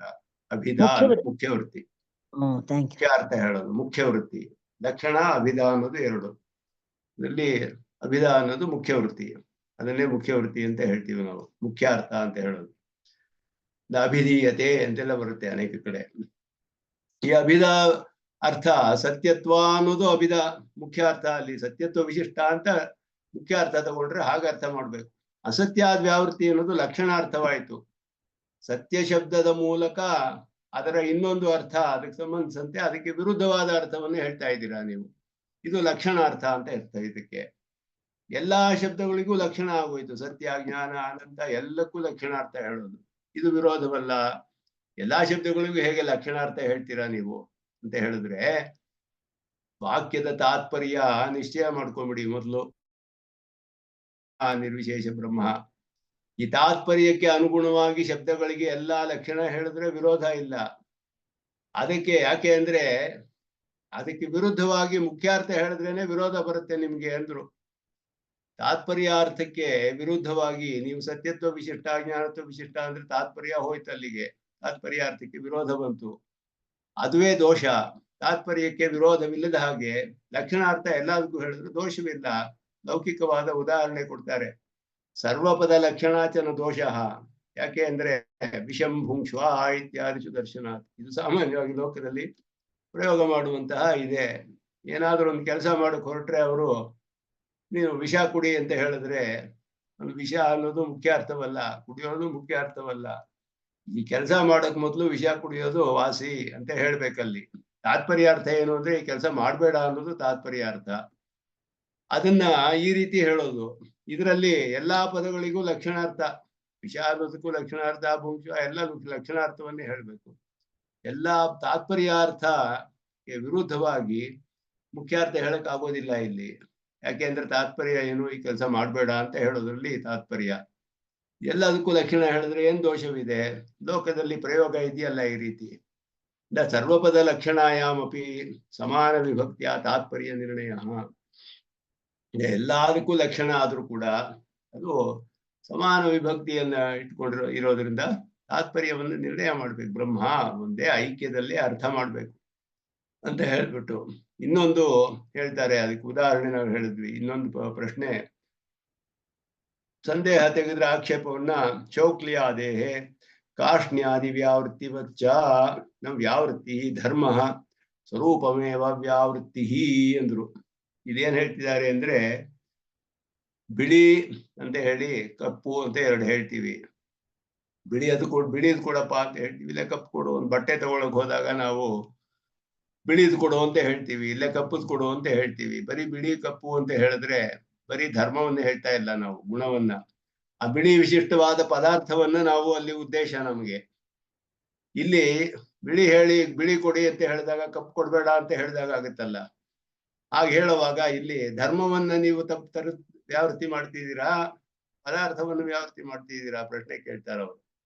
ಪದಾರ್ಥವನ್ನೇ ನಾವು ವ್ಯಾವೃತ್ತಿ ಮಾಡ್ತಾ ಇದ್ದೀವಿ. ಇಲ್ಲಿ ಬರೀ ಗುಣವನ್ನು ಹೇಳಿ ಗುಣಸಾರತ್ವ ತತ್ವ ನ್ಯಾಯ, ಸಾರಭೂತವಾದ ಗುಣವಾಗ್ಬಿಟ್ರೆ ಅದನ್ನ ಹೇಳಿಯೇ ಪದಾರ್ಥವನ್ನ ಪ್ರಯೋಗ ಮಾಡೋದು ಕಂಡು ಬರುತ್ತೆ. ಈ ರೀತಿ ಗುಣವನ್ನೇ ಹೇಳುವಾಗ ಬರೀ ಗುಣದ ನಾವು ವ್ಯಾವೃತ್ತಿ ಮಾಡ್ತಿಲ್ಲ, ಪದಾರ್ಥವನ್ನೇ ವ್ಯಾವೃತ್ತಿ ಮಾಡ್ತಾ ಇದ್ವಿ, ಗುಣವಿಶಿಷ್ಟವಾದ ಪದಾರ್ಥವನ್ನ. ಆದ್ದರಿಂದ ಇದಕ್ಕೆ ಪರ್ಯಾಯ ಪದಗಳು ಆಗೋದಿಲ್ಲ. ಇದೆಲ್ಲ ಪ್ರತ್ಯಂಜ್ಞಾನವನ್ನಂತಮ್ಮೆಲ್ಲ ಪರ್ಯಾಯ ಪದಗಳು ಆಗೋದಿಲ್ಲ. ಅಂದ್ರೆ ಸಿನಾನಿಮ್ಸ್ ಅಲ್ಲ, ಒಂದೊಂದಕ್ಕೂ ಒಂದೊಂದು ಪ್ರವೃತ್ತಿ ನಿಮಿತ್ತವಿದೆ. ಇದೆಲ್ಲವೂ ಆಯಾ ಪ್ರತಿನಿಕಾಕಾರವನ್ನ ಬೋಧಿಸುತ್ತೆ. ಆದ್ರಿಂದ ಕಾಷ್ಣ್ಯ ವ್ಯಾವೃತ್ತಿ ಪೀತಿ ಮುಖ್ಯ ಪ್ರೀತಿಂ ಅವ್ಯಾವೃತ್ತಾದಿ ಶಬ್ದವತಿ ಕಾಷ್ಣ್ಯಂ ವ್ಯಾವೃತ್ತ ಪ್ರೀತಿಮಾಂ ವ್ಯಾವೃತ್ತಾದಿ ಶಬ್ದವತಿ ಪೂರ್ವಪಕ್ಷ ಶರೀರಂ ಅಂತ ಹೇಳಿ ಇಲ್ಲಿ ಕಾಷ್ಣ್ಯ ಮತ್ತು ಶೌಕ್ಲಕ್ಕೆ ಹೇಳಿದ್ರು. ಹೇಗೆ ಅಂತ ಹೇಳಿದಾಗ ಮಿಕ್ಕಿದ ವರ್ಣಗಳನ್ನೆಲ್ಲ ವ್ಯಾವೃತ್ತಿ ಮಾಡಿರೋದು. ಈ ಶಬ್ದ ಬರೀ ವರ್ಣವನ್ನು ವ್ಯಾವೃತ್ತಿ ಮಾಡ್ತಾ ಇಲ್ಲ ಅಂತ ಹೇಳಿ ಇದಕ್ಕೆ ಹೇಳ್ತಿದ್ದಾರೆ. ವಿರುದ್ಧ ವಿಶೇಷಣಾನಾಮೇವ ವಿಶೇಷ ಭೇದ ಅಪಾದಕತ್ವಾತ್ ವಿಶೇಷಣ ಭೇದೆ ವಿಶೇಷ ಭೇದ ಸಿದ್ಧಾಂತ ಹೇಳ್ತಾ ಇದ್ದೀವಿ. ಈಗ ಪೂರ್ವಪಕ್ಷ ಶರೀರದಲ್ಲಿ ಪೂರ್ವಪಕ್ಷವನ್ನೇ ಇದುವರೆಗೂ ನಿರೂಪಣೆ ಮಾಡಿದ್ರು, ಸಿದ್ಧಾಂತವನ್ನ ಆರಂಭಿಸ್ತಾ ಇದ್ದಾರೆ. ನೀವು ಒಂದು ಮುಖ್ಯವಾದ ಮೂಲಭೂತವಾದ ವಿಚಾರವನ್ನ ಮರೆತು ಬಿಟ್ರಿ ಅಂತ ಹೇಳ್ತಾರೆ. ಏನು ಅಂದ್ರೆ, ವಿಶೇಷಣಗಳು ಬಹುತ್ವವಿದ್ದರೇನೆ ವಿಶೇಷ ಬಹುತ್ವ ಇರ್ಬೇಕಾಗಿಲ್ಲ. ವಿಶೇಷಣ ವಿರುದ್ಧವಾಗಿದ್ರೆ ಅಷ್ಟೇನೆ ಹೊರತು, ಕಾಷ್ಣ್ಯ ಕಪ್ಪು ಅಂತ ಹೇಳಿದ್ರೆ ಕಪ್ಪನ್ನ ವ್ಯಾವೃತ್ತಿ ಮಾಡಿದೆ, ಶುಕ್ಲ ಹೇಳಿದ್ರೆ ಕಪ್ಪು ಮತ್ತೆ ಹಳದಿ ಮೊದಲಾದೆಲ್ಲ ವ್ಯಾವೃತ್ತಿ ಆಗಿದೆ ಅಂತ ಹೇಳಿದ್ರೆ ಅದಕ್ಕೆ ಅದು ಬರೀ ವಿರುದ್ಧವಾದ ಧರ್ಮಗಳಾದ್ರಿಂದ ಅನೇಕ ವಿರುದ್ಧವಾದ ವಿಶೇಷಣಗಳು ಒಂದು ವಿಶೇಷಕ್ಕೆ ಹೇಳಕ್ಕಾಗೋದಿಲ್ಲ. ಯಾಕೆ ಅಂದ್ರೆ ಅದು ಸಾಧ್ಯವೇ ಇಲ್ಲ. ಅಲ್ಲಿ ವಿಶೇಷ ಬಹುತ್ವ ಬರಲೇಬೇಕು. ಆದರೆ ಅವಿರುದ್ಧವಾದ ವಿಶೇಷಣಗಳು ಅನೇಕ ಇರಬಹುದು, ಅದರಲ್ಲಿ ಏನು ದೋಷವಿಲ್ಲ ಅನ್ನೋದನ್ನು ತೋರಿಸ್ತಾ ಇದ್ದಾರೆ. ವಿರುದ್ಧ ವಿಶೇಷಣಾನಾಮೇವ ವಿಶೇಷ ಭೇದ ಆಪಾದಕತ್ವಾತ್, ವಿರುದ್ಧವಾದ ವಿಶೇಷಣಗಳೇ ವಿಶೇಷವನ್ನು ಬೇರಿಸುತ್ತೆ. ವಿಶೇಷಣ ಭೇದೆ ವಿಶೇಷ ಭೇದ, ಸಾಮಾನ್ಯವಾಗಿ ವಿಶೇಷಣ ಭೇದವಾದರೆ ವಿಶೇಷ ಭೇದ ಹೇಳೋದು ಸರಿ ಇಲ್ಲ ಅಂತ ಹೇಳ್ತಿದ್ದಾರೆ. ಯುಗಪತ್ ಅಭಿಧಾನೇಪಿ ಸಮಾನ ವಿಭಕ್ತ್ಯ ವಿಶೇಷ ಮಾತ್ರ ಐಕ್ಯ ಪ್ರತಿಪಾದನಾತೇನ ವಿಶೇಷಣ ಐಕ್ಯ ಪ್ರಸಂಗ. ಒಟ್ಟಿಗೆ ಎಲ್ಲವನ್ನು ಹೇಳಿದ್ರೆ ಸತ್ಯ ಜ್ಞಾನ ಆನಂದ ವಿಶಿಷ್ಟ ಅಂತ ಹೇಳಿದ್ರು ಕೂಡ ವಿಭಕ್ತಿಗಳು ಎಲ್ಲ ಒಂದೇ ವಿಭಕ್ತಿಯಲ್ಲಿರೋದ್ರಿಂದ ವಿಶೇಷದಲ್ಲಿ ಐಕ್ಯವೇ ಹೊರತು ವಿಶೇಷಣಕ್ಕೂ ವಿಶೇಷಕ್ಕೂ ಅಥವಾ ವಿಶೇಷಣಗಳಿಗೂ ಐಕ್ಯವಿಲ್ಲ. ಸತ್ಯಕ್ಕೂ ಜ್ಞಾನಕ್ಕೂ ಐಕ್ಯವಿಲ್ಲ, ಜ್ಞಾನಕ್ಕೂ ಅನಂತಕ್ಕೂ ಐಕ್ಯವಿಲ್ಲ. ಒಟ್ಟಿಗೆ ಹೇಳಿದ್ರು ಸತ್ಯತ್ವ ವಿಶಿಷ್ಟ, ಜ್ಞಾನತ್ವ ವಿಶಿಷ್ಟ, ಅನಂತತ್ವ ವಿಶಿಷ್ಟವಾದ ಪದಾರ್ಥಕ್ಕೆ ಐಕ್ಯ. ಬ್ರಹ್ಮ ಒಂದೇ ಎಲ್ಲದರಲ್ಲಿಯೂ ಐಕ್ಯ ಇರೋದು ಅಲ್ಲಿ ಹೊರತು ವಿಶೇಷ ಮಾತ್ರ ಐಕ್ಯವೇ ಹೊರತು ವಿಶೇಷಣಗಳಲ್ಲಿ ಐಕ್ಯವಿಲ್ಲ, ಅಥವಾ ವಿಶೇಷಣಕ್ಕೂ ವಿಶೇಷಕ್ಕೂ ಐಕ್ಯವಿಲ್ಲ. ಅದು ಪದಜಾತಂ ಶ್ರುತಂ ಸರ್ವಂ ಅಂತ ಹೇಳಿ ಇತ್ಯಾದಿ ನ್ಯಾಯೇನ ಸರ್ವೈಹಿ ಪದೈಹಿ ಯುಗಪದೇವ ಅನೇಕ ವಿಶೇಷಣ ವಿಶಿಷ್ಟೈಕಾರ್ಥ ಅಭಿಧಾನಾತ್ ವಿಶೇಷಣಾನ ಅನ್ಯೋನ್ಯ ವಿಶೇಷಣ ವಿಶೇಷ ಭಾವ ಪ್ರಸಂಗ ಅಂತ ಹೇಳಿದ್ರು. ಪೂರ್ವ ಮೀಮಾಂಸಕರು ಹೇಳ್ತಾರೆ ಇದನ್ನ ಶೇಷರ ಮೀಮಾಂಸದಲ್ಲಿಯೂ ಸ್ವಾಮಿ ದೇಶಿಕನ್ ಈ ಶ್ಲೋಕವನ್ನ ಉದಾಹರಿಸ್ತಾರೆ. ಇದರಲ್ಲಿ ಏನು ಅಂತ ಹೇಳಿದ್ರೆ, ಮೊದಲು ಎಲ್ಲಾ ಶಬ್ದಗಳೆಲ್ಲ ಅನ್ವಯವನ್ನ ತಿಳಿಬೇಕು ನಾವು. ಅನ್ವಯಗಳನ್ನೆಲ್ಲ ತಿಳಿದು ಆಮೇಲೆ ಅದರ ಒಂದು ಅರ್ಥವನ್ನ ನಿರ್ಣಯ ಮಾಡಬೇಕು ಅನ್ನೋದು ಇಲ್ಲಿ ತಿಳಿಸ್ತಾ ಇದ್ದಾರೆ. ಅಂದ್ರೆ ಇಲ್ಲಿ ಈ ಪದಜಾತಂ ಶ್ರುತಂ ಸರ್ವಂ, ಒಂದು ನಿಮಿಷ ಅದರದ್ದು ಕೊಟ್ಟಿದ್ದೀನಿ, ನಾನು ನೋಡ್ತಾ ಇದ್ದೀನಿ.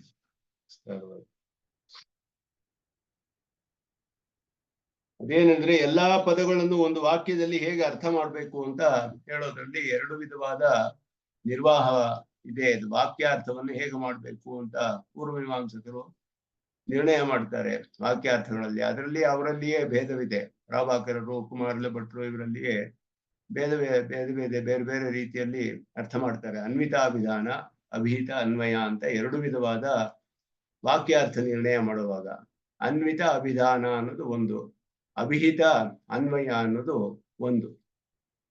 ಅಭಿಹಿತ ಅನ್ವಯ ಅಂತ ಹೇಳೋದು ಇದು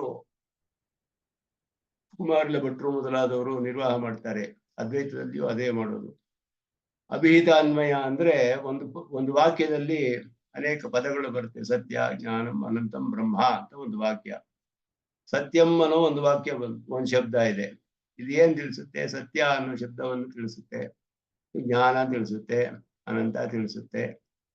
ಇದನ್ನ ಅರ್ಥಗಳನ್ನ ನೋಡಿ ತಾತ್ಪರ್ಯಕ್ಕೆ ಇದು ಅನುಗುಣವಾಗಿದೆಯೇ ಅನ್ನೋದನ್ನ ವಿಚಾರ ಮಾಡಿ, ತಾತ್ಪರ್ಯಕ್ಕೆ ವಿರುದ್ಧವಾಗಿದ್ರೆ ಇದಕ್ಕೆಲ್ಲ ಲಕ್ಷಣಾರ್ಥ ಹೇಳ್ಬೇಕು ಅವಾಗ.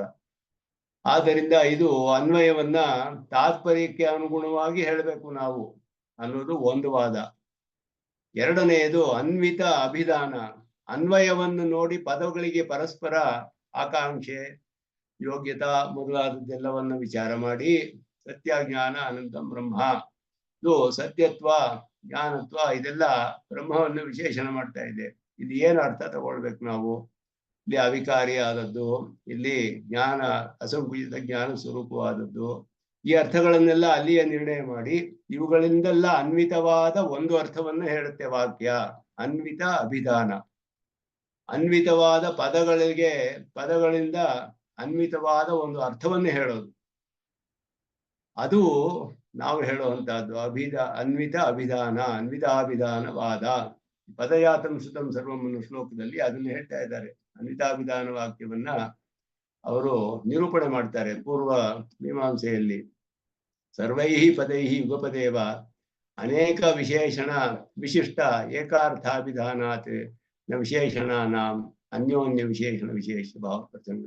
ಇದರಿಂದ ಏನ್ ತಿಳಿಯುತ್ತೆ ಅಂದ್ರೆ ಎಲ್ಲ ಪದಗಳು ಸೇರಿ ಪರಸ್ಪರ ಅನ್ವಿತವಾಗಿ ಒಂದು ಅರ್ಥವನ್ನ ವಾಕ್ಯದಲ್ಲಿ ತಿಳಿಸುತ್ತೆ ನಮಗೆ. ವಾಕ್ಯ ಅನ್ನೋದು ಅದೇನೆ, A collection of words which give A meaning ಅಂತ ಅರ್ಥ. ಅದುವೇ ಇಂಗ್ಲಿಷಲ್ಲೂ ಅದೇ ಡಿಫೈನ್ ಮಾಡ್ತಾರೆ ಗ್ರಾಮರ್ ಅಲ್ಲಿ. Collection of group of words which which have A meaning, which are meaningful. ಒಂದು ಮೀನಿಂಗ್ ಹೇಳ್ಬೇಕು ಎಲ್ಲ ಸೇರಿ, ಅದುವೇ ಅನ್ವಿತ ಅಭಿಧಾನವಾದ ಅಂತ ಹೇಳೋದು. ನಾವು ಉಪಯೋಗಿಸೋದು ಅನ್ವಿತ ಅಭಿಧಾನವೇ. ಅದರಲ್ಲಿ ಎಲ್ಲಾ ಪದಗಳು ಸೇರಿ ಒಂದು ವಾಕ್ಯದಲ್ಲಿ ಏಕಕಾಲದಲ್ಲಿ ಅನೇಕ ವಿಶೇಷಣ ವಿಶಿಷ್ಟ ಏಕಾರ್ಥ ಅಭಿಧಾನ. ಒಂದು ಅರ್ಥವನ್ನು ತಿಳಿಸ್ಬೇಕು ಒಂದು ವಾಕ್ಯ. ಒಂದು ಸೆಂಟೆನ್ಸ್ ಅಲ್ಲಿ ಒಂದು ಅರ್ಥ ಇರಬೇಕು, ಇಲ್ಲದೆ ಹೋದ್ರೆ ವಾಕ್ಯ ಭೇದವಾಗುತ್ತೆ, ಬೇರೆ ಬೇರೆ ವಾಕ್ಯಗಳಾಗ್ಬಿಡುತ್ತೆ. ಎರಡು ಅರ್ಥ ಇದ್ರೆ ವಾಕ್ಯ ಒಂದು ಅರ್ಥ ಇರಬೇಕು ಒಂದು ವಾಕ್ಯದಲ್ಲಿ ಅಂತ ವಾಕ್ಯದ ಡೆಫಿನೇಷನ್ನೇ ಅದು. ಅದಕ್ಕೆ ಈ ರೀತಿ ಅರ್ಥ ಮಾಡ್ಬೇಕು. ಇನ್ನೊಂದು ಕುಮಾರಲ ಭಟ್ರು ನಿರೂಪಣೆ ಮಾಡಿದ್ದು ಅದು ಅಭಿತಾನ್ವಯವಾದ ಅಂತ ಹೇಳಿದ್ರು. ಅದರಲ್ಲಿ ನಾವು ತಾತ್ಪರ್ಯವನ್ನು ನಿರ್ಣಯ ಮಾಡಿ ಇದರಿಂದ ತಿಳಿದಂತಹ ವಾಕ್ಯದಿಂದ ತಿಳಿದು ಬರುವ ತಾತ್ಪರ್ಯ ಅದು ನಾವು ನಿಶ್ಚಯ ಮಾಡಿರುವ ತಾತ್ಪರ್ಯಕ್ಕೆ ವಿರುದ್ಧವಾಗಿದ್ರೆ ಆಗ ನಾವು ಬೇರೆ ಅರ್ಥಗಳನ್ನು ತಗೊಳ್ಬೇಕು ಶಬ್ದಗಳಿಗೆ. ಆ ತಿಳಿಸೋ ಶಬ್ದ ಅರ್ಥನ ತಗೊಳಕ್ಕಾಗೋದಿಲ್ಲ, ಲಕ್ಷಣಾರ್ಥ ಹೇಳ್ಬೇಕು.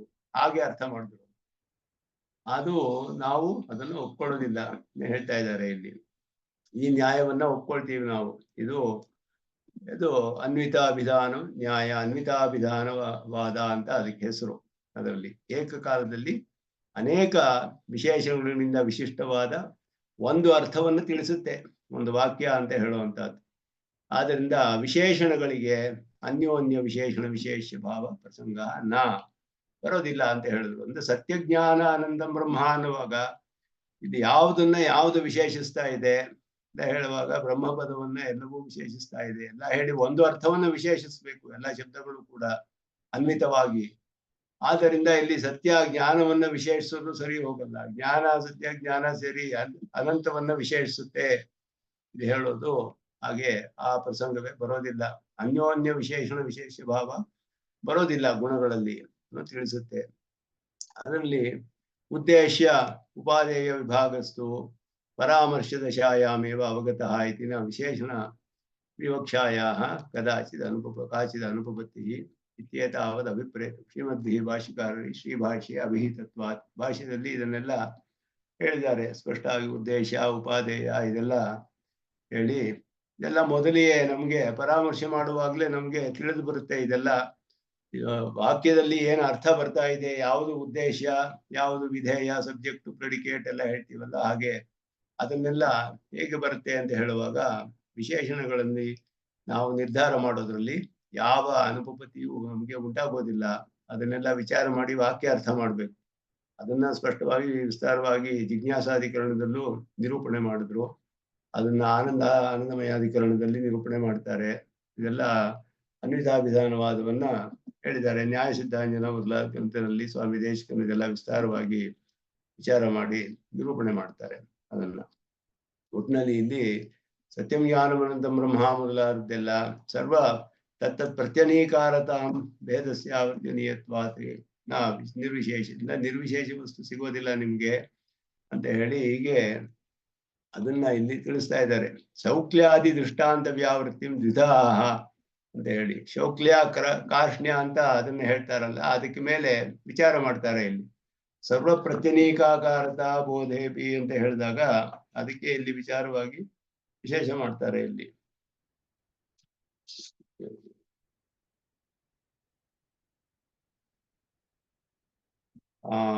ಈ ಶ್ಲೋಕ ನನ್ನ ಪುಸ್ತಕದಲ್ಲಿ ಕೊಟ್ಟಿದ್ದೀನಿ, ಕನ್ನಡ ಪುಸ್ತಕದಲ್ಲಿ ಪೂರ್ಣವಾಗಿ.